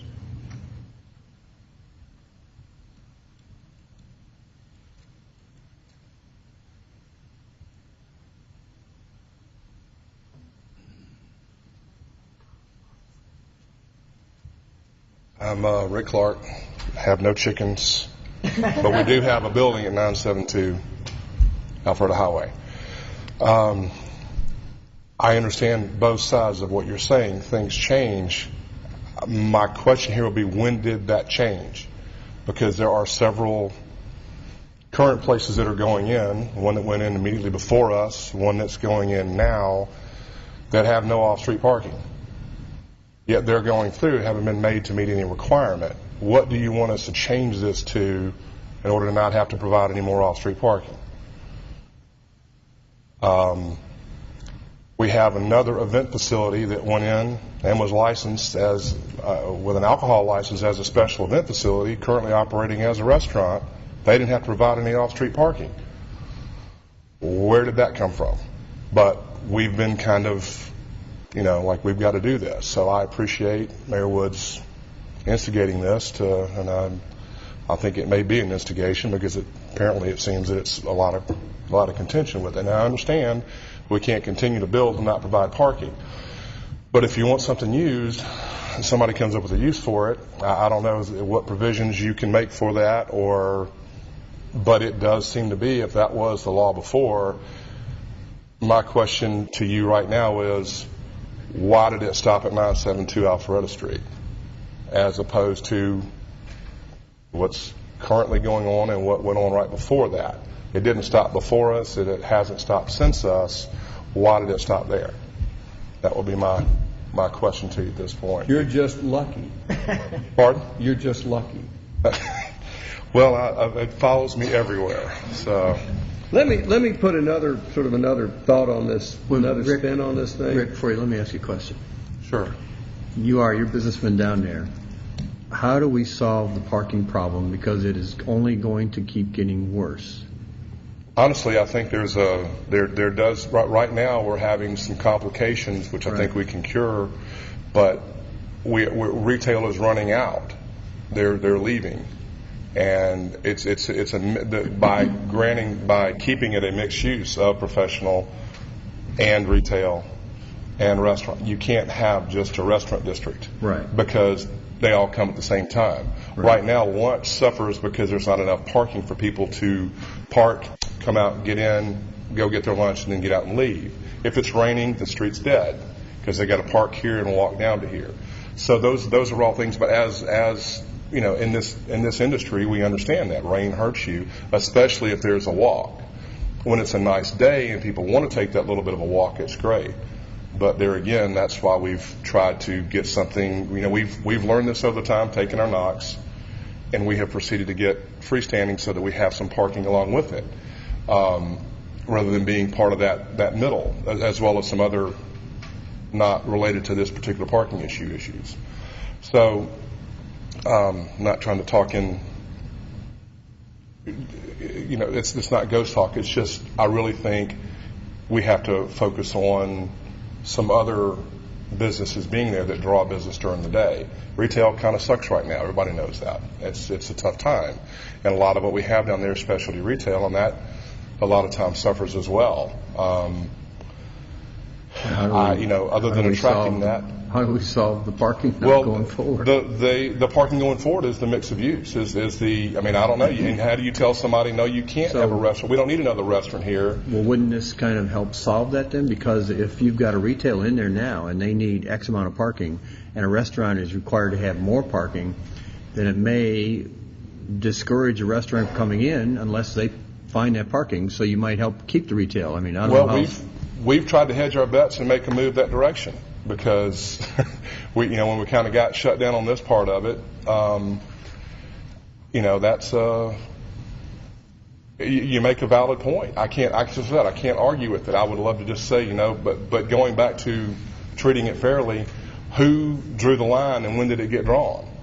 Because lines get drawn all the time from different points. But nobody ever. But the problem is, I can't seem to get the city of Roswell to tell me who drew the line and when they drew it. Yeah. And the accountability. Nobody drew the line; it just sort of happened.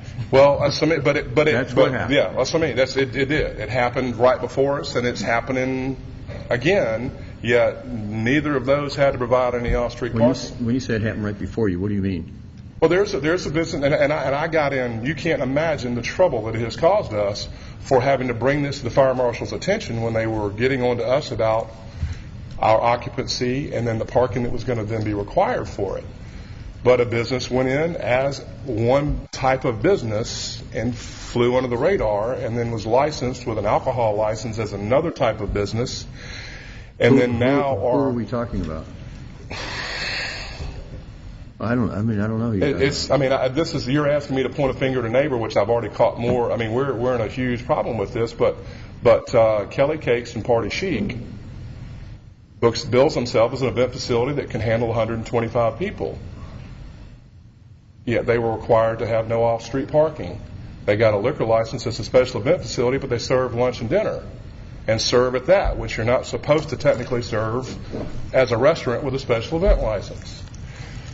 Sounds like a licensing issue too. Well, there are these issues, but I'm not trying to point a finger at them. I'm just saying that. But when it came down to strictly to the parking, and I tried to keep it limited to that, to the parking, they didn't have to provide it. The new place that's going in next to us has not had to provide any additional off-street parking either. Yet we'll have to provide it. Why would you have to? You're already there too. Why would you have to provide it? No, and with 972, we'd have to provide parking. Oh. So that's what I said. What kind of use do y'all want? And we'll either bail on the whole thing, or what would it take for a green market there? How many parking spaces would you want for that? What would it take? Things like that. Because I'm just in a battle over the building and what to do with it, and we're just kind of it's kind of like the other night. Where do we go from here? I'm We'll do it before we pass this ordinance. Well, that's why that's. But I appreciate the offer here, and I think it's good. But I know we do need some additional parking, but other than that, for the health of the area, we need other business there as well. We don't need to be losing.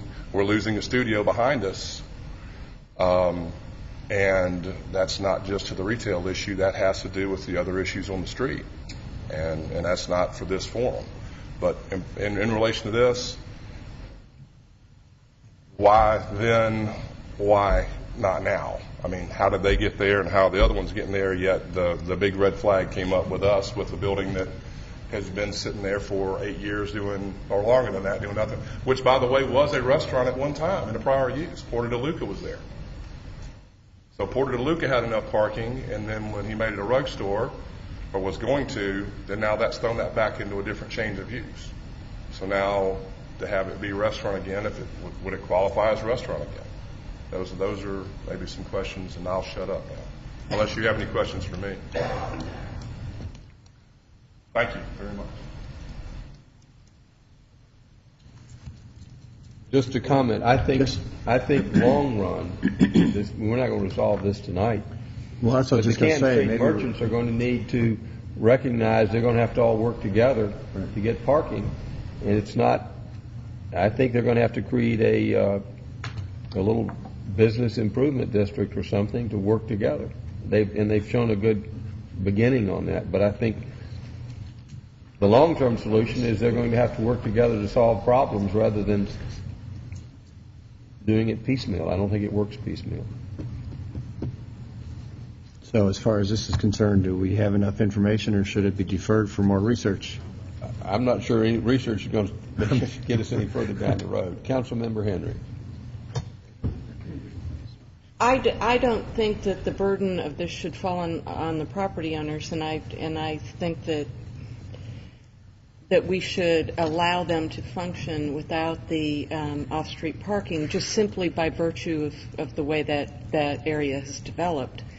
For example, George Pilati, he's lot line to lot line. There are a number of property owners along there that are. George would have to cut a hole in the back of his office to park his car inside of it. Other than that, he's parking on the street. So I personally think that we need to look at some other things, and you were talking about a business improvement district or something along those lines. But I think that another thing that could be looked at would be a parking authority that would, the money from parking meters in that district could go for parking improvements in that area. I think that would be an opportunity as well. So I think that there are a lot of opportunities to look at parking, but I don't think that restricting uses in this is the way to go about it. I think, as we were talking earlier about slaughtering, this should be a separate initiative. I think these folks should be allowed to function within their C1 zoning as it has been previously. Just to clarify, are you supporting my position or Rich's position, or are you proposing a third position? I am supporting your position, and I would request that the council in the future look at some type of parking authority where the money goes back into improvements within the district. Other comments? Councilman Eigelhart. I actually see both sides on here and agree with the idea, because the reality is we've got to deal with new parking needs. However, the reality is also for those who are our businesses that we're being more anti-business day by day, and some of the things that are happening down here. To impose it on these folks at this point, I think is a difficult thing. I'm not proposing a study or some other group or something like that, but there are a number of issues that we've now identified through this area, Canton Street particularly, but what's happening, and maybe it's time for us to try and figure out on a bigger picture rather than, as someone said, piecemeal on these elements. And we've talked about a parking deck for years. I don't know if we're there at this point yet, but bottom line being, I think this is probably a wrong move at this point, but we do need to do something to try and create a solution for all the things that are happening in this stretch. And again, I'm not going to say we should get a consultant and pay all this money, but this isn't the only issue, and we need to deal with them all and get them solved as best we can, as quickly as we can. So that's not a specific recommendation on how we do that, but this is not the way at this time. Let me, before I call on Councilman Orland, let me just explain where we are right now. The current law, as I understand it, is if in the old library, they really can't develop it at all, period, because they have to have on-site parking. So we need to take one option here. We need to make some change. Either saying you have no off-site parking requirements at all. That's one approach. Go back to what it originally was 20 years ago, or take the change that Mr. DiPolito has suggested, because either one is better than where we currently are. Currently, we don't allow anything to happen. So I think we need to pick A or B, but saying we don't like either one does not solve any problem. It makes it worse. Does that make sense? So do you have a preference on A or B? Well, for the immediate, I would go with, I'd support you. Councilman Orleans. Longer term, I think we obviously have to come up with a solution. Brad, if we haven't passed this yet, why would 972 have to add parking if we haven't said you put the incremental parking in now? With the change in use, the business license, we determine whether they're providing sufficient parking or not. Even though we have not required it for C1? Correct. So how can you make that determination, I guess? The business license came in, there had to have been some analysis or review as to this was a substantial change in use that would require a substantial number of parking spaces to be added. But it hasn't been required in C1. We may have overlooked it, but, it's there now. We're looking square in the eye. It is there. It is there. We're, under our current ordinance, he can't develop because he has no on-site parking, and he'd have to tear down the historic building to make it, to develop. So that's a thing that slipped in, eh? Well, and it's something that we're running continually into. Every time a retail establishment turns over to a restaurant on Canton Street, we're running into are there more parking spaces required? How are they doing it? How should we be able to issue that license one way or the other? And, in dealing with the way it's drafted tonight, like Dr. Price mentioned, if you take the second sentence away, you really take it back to the way it was before. The second sentence adds in that if there's a change in use, some incremental change of more parking that's required, they have to provide that in some manner. I can't imagine, we're going to probably get into shuttles and taxis and, parking at Parking deck. Value Village and That's parking eventually deck. we got to get a parking deck. Right.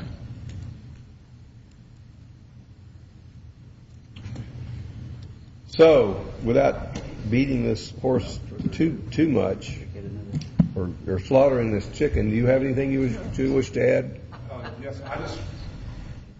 when have others that have since converted been required to? Mr. Davidson, would you respond?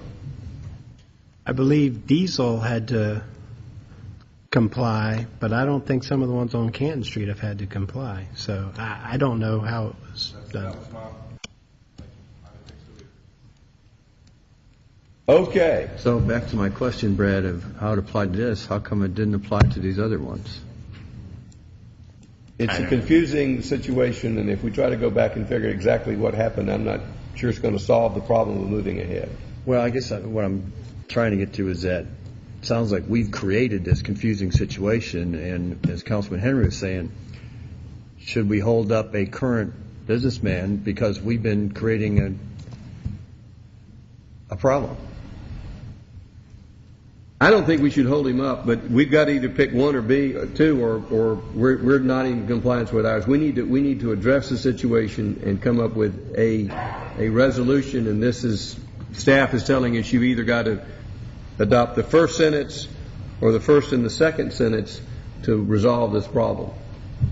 So we move ahead. Well, are we resolving the problem in total, or are we just helping the situation right now, and we still then need to do something else? We have resolved the question of what happens when somebody comes to us, but we haven't resolved the parking problem. The parking problem is still there, but the parking problem is there regardless of whether we adopt A or B or nothing, because the parking problem's there. It's a real problem. It's not going to, whatever law we pass isn't going to change the need for more parking, because we've got a very successful district. We've got it's one of those great problems to have. You've got a success.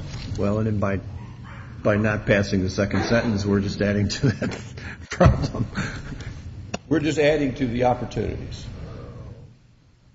All right, so we've had a lot of discussion. Is the council ready to take a vote here? Does that mean you're looking for a motion? We need a motion. I move to approve RZ 09-13 with the removal of the words in the first sentence, 50 years in age or older. We have a motion. Do we have a second?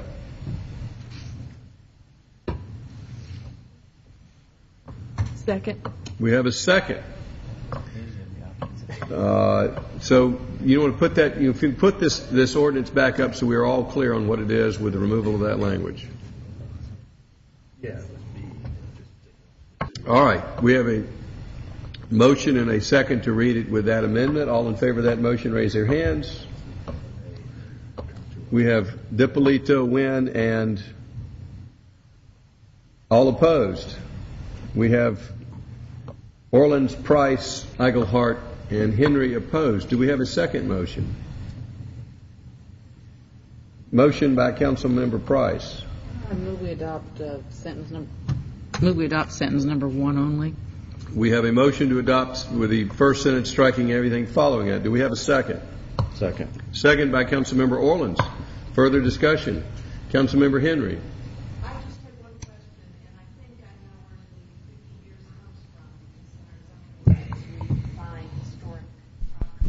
Can you please turn on your microphone? Oops, sorry. 50 years or older, I believe, comes from our zoning ordinance, which we define historic properties as 50 years or older. And they're getting Now, older all the time. What we would, I think that actually we do have properties in the, for example, someone could come in and develop a C1 property on Alpharetta Highway, build it out lot line to lot line, and then never have to have parking. So I think we need to have the historic property clause in there. I don't know if it necessarily needs to be 50 years or older, but well, the historic district runs that way anyhow. Well, Brad, real quick, do we have any property that's not developed lot line, pretty much lot line development in C1? My recollection, it was all, that we all just pretty much Is it all? Are they all historic buildings? It's not. If you look at it, that's pretty close. What about that the Clay Cafe? Clay that Cafe went is in there. Definitely the most That's recent brand new. bill. Right. Is it C1? Yeah. So Maybe there we could- need to look at that, because I agree, if it's not historic properties, there may be a difference. Maybe we need to defer this and take a look at it. Well, that was my point about, at least even if we're using it 50 years, to use it 50 years as of 2009, so that we're not just taking it on into infinity on people coming in and It should saying be now all of a historic sudden they're properties historic. because, for example, we don't have a zoning map up here, but like the old Roswell Kitchen, is that C1, C3? What is that there? It's a dump. But my point being that how Historic could dump. build that out with no on-site parking if we take out the historic buildings? Although that's probably 50 years or older. It is. Yeah. Greece is that old. Well, the existing motion is to leave the 50 years. It's just the first sentence. Oh, I'm sorry. I thought Put it she back pulled up. that out. If you could put it back up. 50 years out. But We want to pull while we're waiting for that, this is a temporary fix, I think. We still have to deal with the bigger issue. Yeah. Yeah, we've left it in use of any structure 50 years in age or older, which is zoned C1 and located within the district, shall be exempt from off-street parking requirements. Okay. I'm good. You're good with it? Other questions or comments? Yeah, but Do we have a motion and a second? yeah, but I want to make the same point Kent just made. It. We've got to still address the bigger picture going forward here, and I would still, I guess, like to add in 50 years in age or older as of 2009. Why don't we just state the year that the building was built?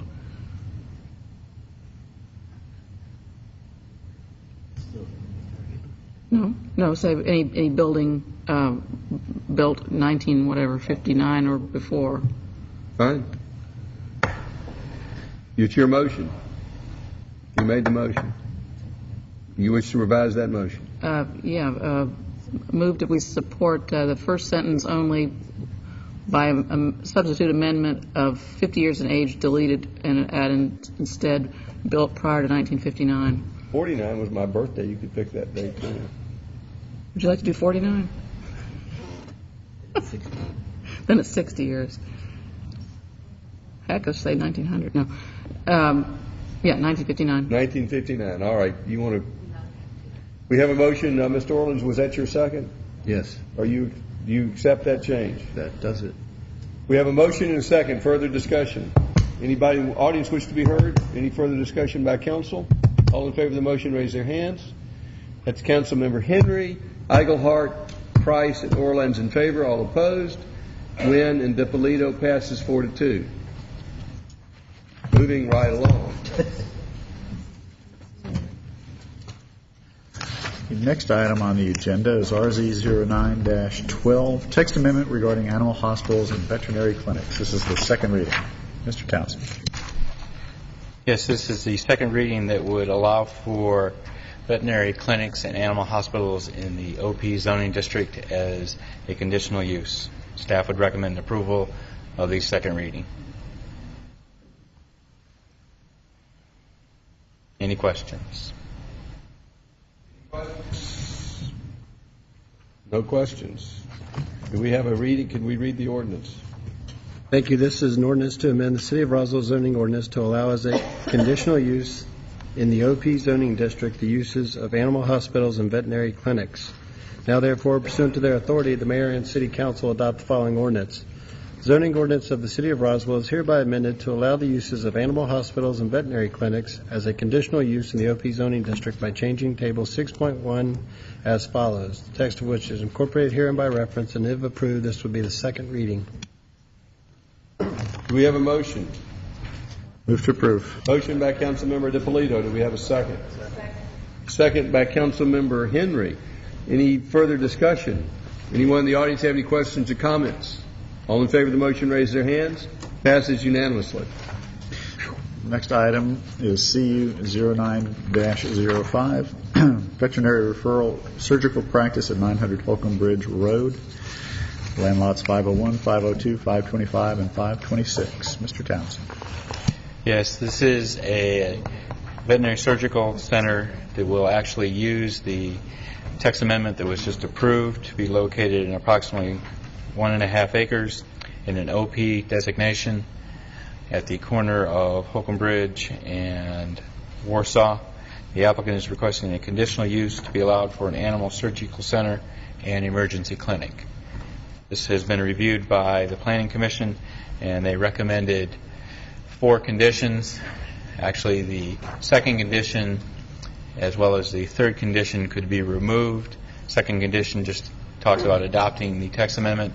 The third condition is actually already covered in the code of requiring everything within the building. So only conditions number 1 and 4 would be applicable, and the applicant is agreeable to both of the conditions. Staff would recommend approval with the 2 conditions. Does the council have any questions? Is the applicant here tonight? Come forward. Councilmember Price. Yeah, the issue of the right in, right out only, is that because something has changed since the current occupant?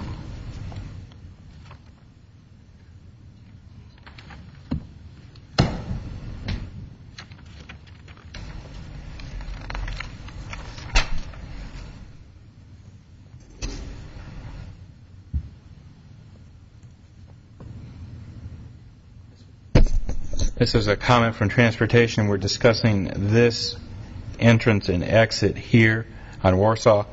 What has happened and what was the recommendation from Transportation that this be right in and right out because of the stacking that happens on Warsaw at the signal and the conflicts that are created of people trying to turn left off of Warsaw into that location. There's a further access point up here as well as a turn lane which they can utilize for that movement.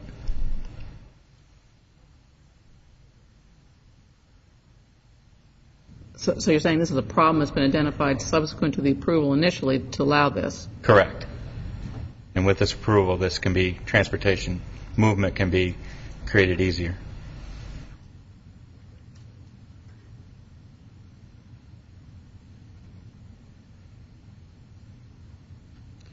I mean, it just seems peculiar. I mean, if somebody's coming down, what is that, Warsaw? Warsaw. They would go into the first entrance anyway. If somebody's coming from Holcomb Bridge, where are you saying the bottleneck occurs?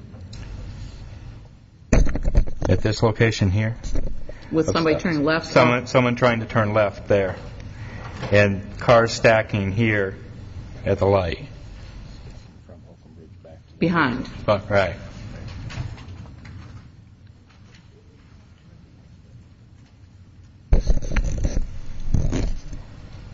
I mean, does the applicant prefer to just block that off entirely, or is he amenable to doing that right in, right out? Would prefer to do right in, right out. If that would somewhat limit our access out and would create a problem, I think, at the light as people turn out if they want to go east on Holcomb Bridge.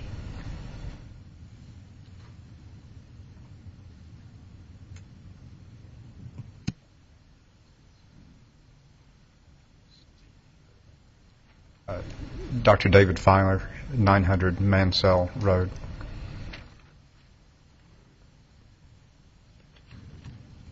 How do you spell your name? It's two different ways in our notes. Filer. Okay, thank you.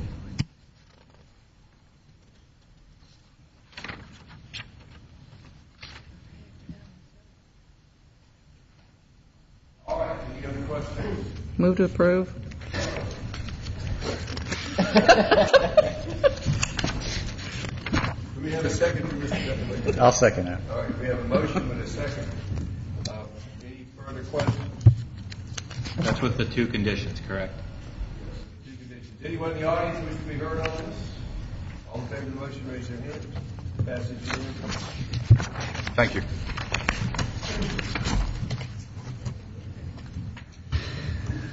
The next item is changes to allow construction activity hours for residential properties. This is the first reading. Mr. Townsend.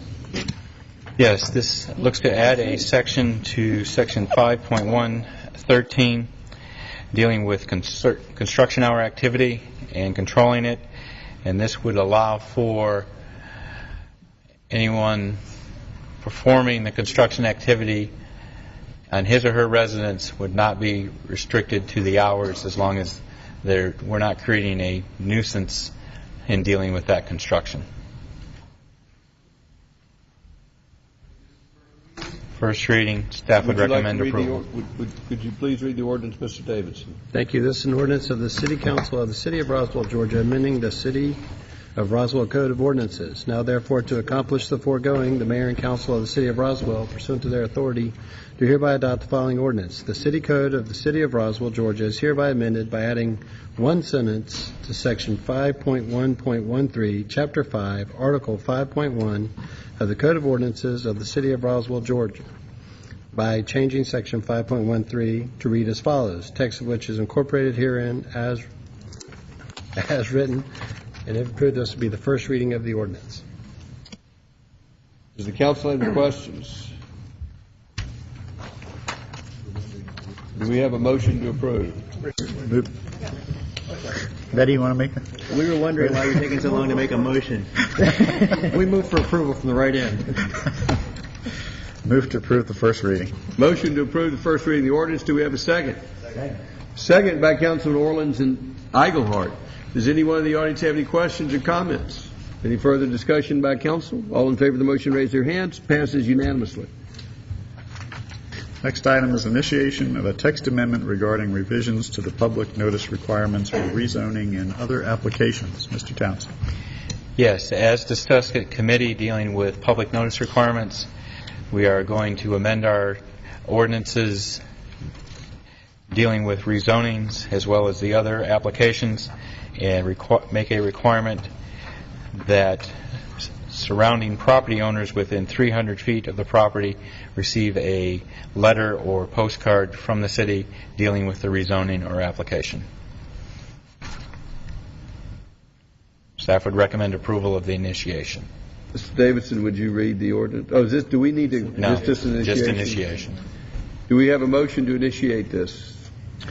I will make a motion, but first I wanted to make a comment that in several of these, in fact maybe all of them, we use the term abutting, but then we have within 300 feet. In a lot of cases, the property won't necessarily be abutting, so replace that word with surrounding, just for clarification purposes. And with that, I move to initiate. Motion to initiate the ordinance. Do we have a second? Second. Second by Councilmember Wynn. Does anyone in the audience have any questions or comments? Any further discussion by council? All in favor of the motion, raise their hands. Passes unanimously. Next item is approval of an ordinance to amend Chapter 5, Building and Construction of the Code of Ordinances of the City of Roswell. This is the second reading. Mr. Townsend. This is an ordinance dealing with the hazardous occupancy of billboards in Section 5.4.14. This was read at first reading on December 7th. This is the second reading of the ordinance. Staff would recommend approval. Mr. Davidson, would you read the ordinance, please? Thank you. This is an ordinance to amend Chapter 5, Building and Construction of the Code of Ordinances of the City of Roswell. Now, therefore, the Mayor and Council of the City of Roswell, pursuant to their authority, do hereby adopt the following ordinance. Chapter 5, Building and Construction, Article 5.4, Permits and Inspections, Section 5.4.14, Hazardous Occupancies of the Code of Ordinances of the City of Roswell, is amended by deleting Section 5.4.14 in its entirety and substituting a new Section 5.4.14 to read, as shown in Exhibit A, attached hereto and incorporated herein by reference. And if approved, this will be the second reading of the ordinance. We have a motion to approve. Move to approve. Motion by Councilmember Depolito. Do we have a second? Second by Councilmember Wynn. Anyone in the audience have any questions or comments? Any further discussion by council? All in favor of the motion, raise their hands. Passes unanimously. The next item is appeal of a design review board decision related to conditions of approval for the Sharpshooters USA application. This was deferred from December 7th. Mr. Townsend. Yes. On November 3rd, the Design Review Board heard and conditionally approved the design plans for a new firing range on Alpharetta Highway and Folk Killer Creek. There were 5 conditions. The applicant is specifically requesting that condition number 2 be removed, which requires the owner-developer remove the existing billboard. Their application for appeal is included in your backup material, as well as the documentation related to this application. This is the design for the plan showing the fall zone for the billboard. This is the copy of the billboard. This is the location of the property on Alpharetta Highway and Folk Killer Creek. This is a review of the property showing the location where the gun range would be located. This is an appeal of the Design Review Board conditions of approval that were acted upon on November 3rd. Do you have any questions? If we grant this appeal, is there a condition that if the property ever ceases to be used for a billboard, then they lose this right? Is that in there somewhere? No? It's in the ordinance. We don't need it there. Okay, I apologize. It's there already. Yes. Somewhere else. Other questions? Councilman Orleans. So the appeal is strictly on item or condition 2, correct? Correct. Because I know there was some question about trail easement, and I'm surprised that it wasn't explained to DRB more thoroughly that we're trying to get trail easements along all the creeks for a long-term plan and not just one piece of property. I believe the applicant objected to the trail easement. That's not up for appeal. Right. Good. Thank you. Could we hear from the applicant the objection to the trail easement?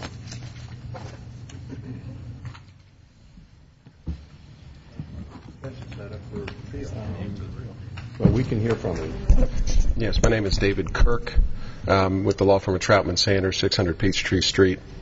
While our appeal does not concern the trail easement, my understanding of the objection was twofold. One, this is a firing range that we're talking about, and there was a significant amount of concern about safety and security, both for the firing range itself and outside the firing range. Also, the topography there is extraordinarily steep, so it would be, from a physical standpoint, very difficult to even consider having an easement there. Well, the whole idea with the trail easement was not at the top of the hill, but along the creek. I understand. So is there no possibility of a trail along the creek? My understanding with me tonight is Ken Burson, who's the president of Sharpshooters, and Tom Dietz, who's the vice president. I was not present at the hearing. I believe, Tom, you were you? Yes. And if I can ask him to speak to that a little bit more. Well, I'm Tom Dietz. I'm the vice president and general manager of Sharpshooters USA. And the concern that we had was a security issue, that people would have free access back to the rear area. And if you look at the topography of Killer Creek, it's blocked with further access right there at Alpharetta Highway. And then along that edge of Killer Creek, it's very, very steep. Goes up along the apartment complex, and there really isn't a network of any existing trails there, and I don't really know if the possibility would exist for long term. Here was the principle. The long term is that we would like to have a trail along Folk Killer Creek, from Folk Killer Creek to the Big Creek Greenway. It wouldn't be coming up the hill, it would be along the edge of the creek.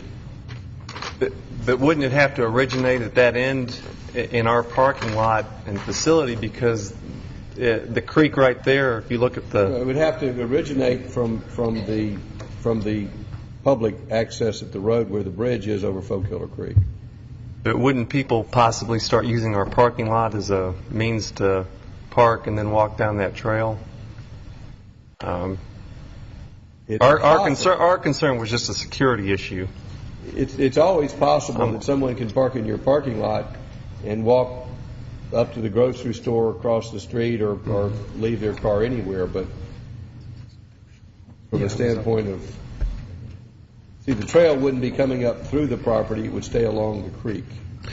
Mr. Mayor, the condition states that the trail easement agreement with the city is negotiable, and we're certainly willing, I think, to continue negotiating with the city and discussing with the city that possibility.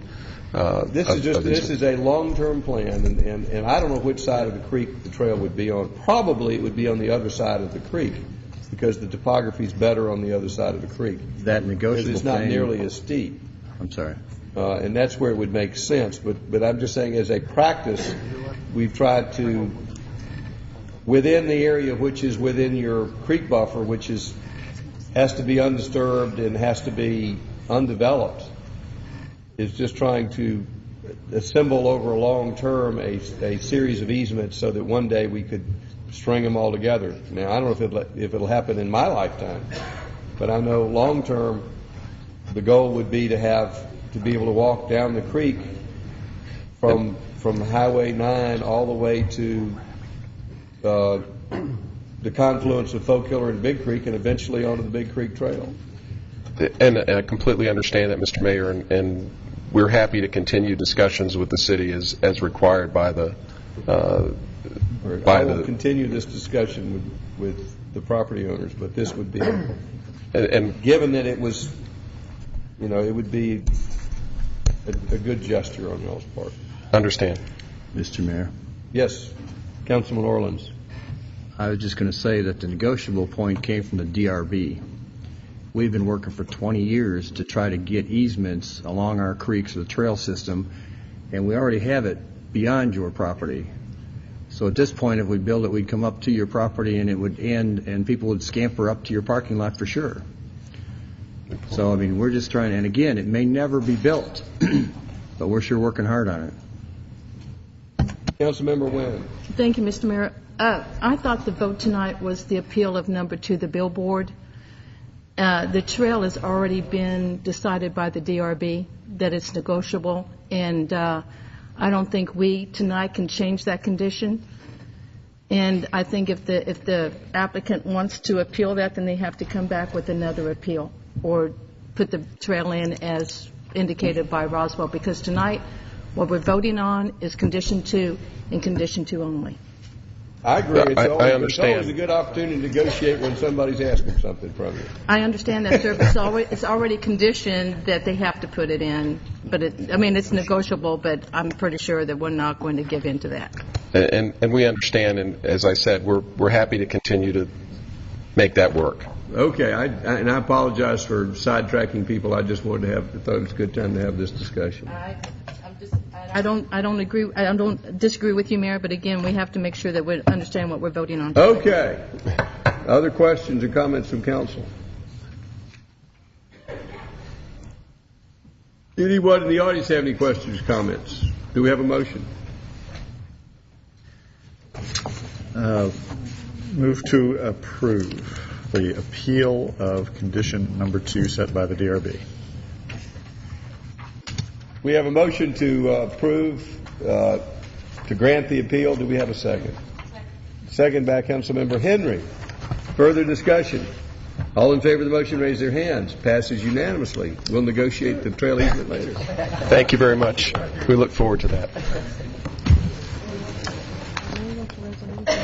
We have a resolution, and if you can skip all the whereases, the operative language says that Roswell wants the Fulton County to stop using funds from the general fund to pay for services in the special service district, which we shouldn't be paying for, and that we ask them to repay all the money that they've stolen from us in the past to use it for the special service district. And this is being adopted by all the asking all of the cities in North Fulton County to do this, and I know all of the North Fulton cities are adopting this resolution. We're asking this council to join with them in asking Fulton County to give us our money back and stop taking our money. Councilmember Wynn. Thank you, Mr. Mayor. I do commend our North Fulton mayors bringing this to our attention and getting this resolution. I think it's high time that we quit subsidizing unincorporated Fulton County. And so I wholeheartedly support this resolution. Is that a motion? No, sir. I'm going to let you make the motion. No, I don't make motions. I can't make a motion. I make a motion that we approve the resolution. Motion by Councilmember Wynn. Is there a second? Second by Councilmember Henry. Further discussion? All in favor of the motion, raise their hands. Passes unanimously. We're adjourned. Is that it? Yeah, you got to sign. I got to sign some things. You got to sign just this resolution.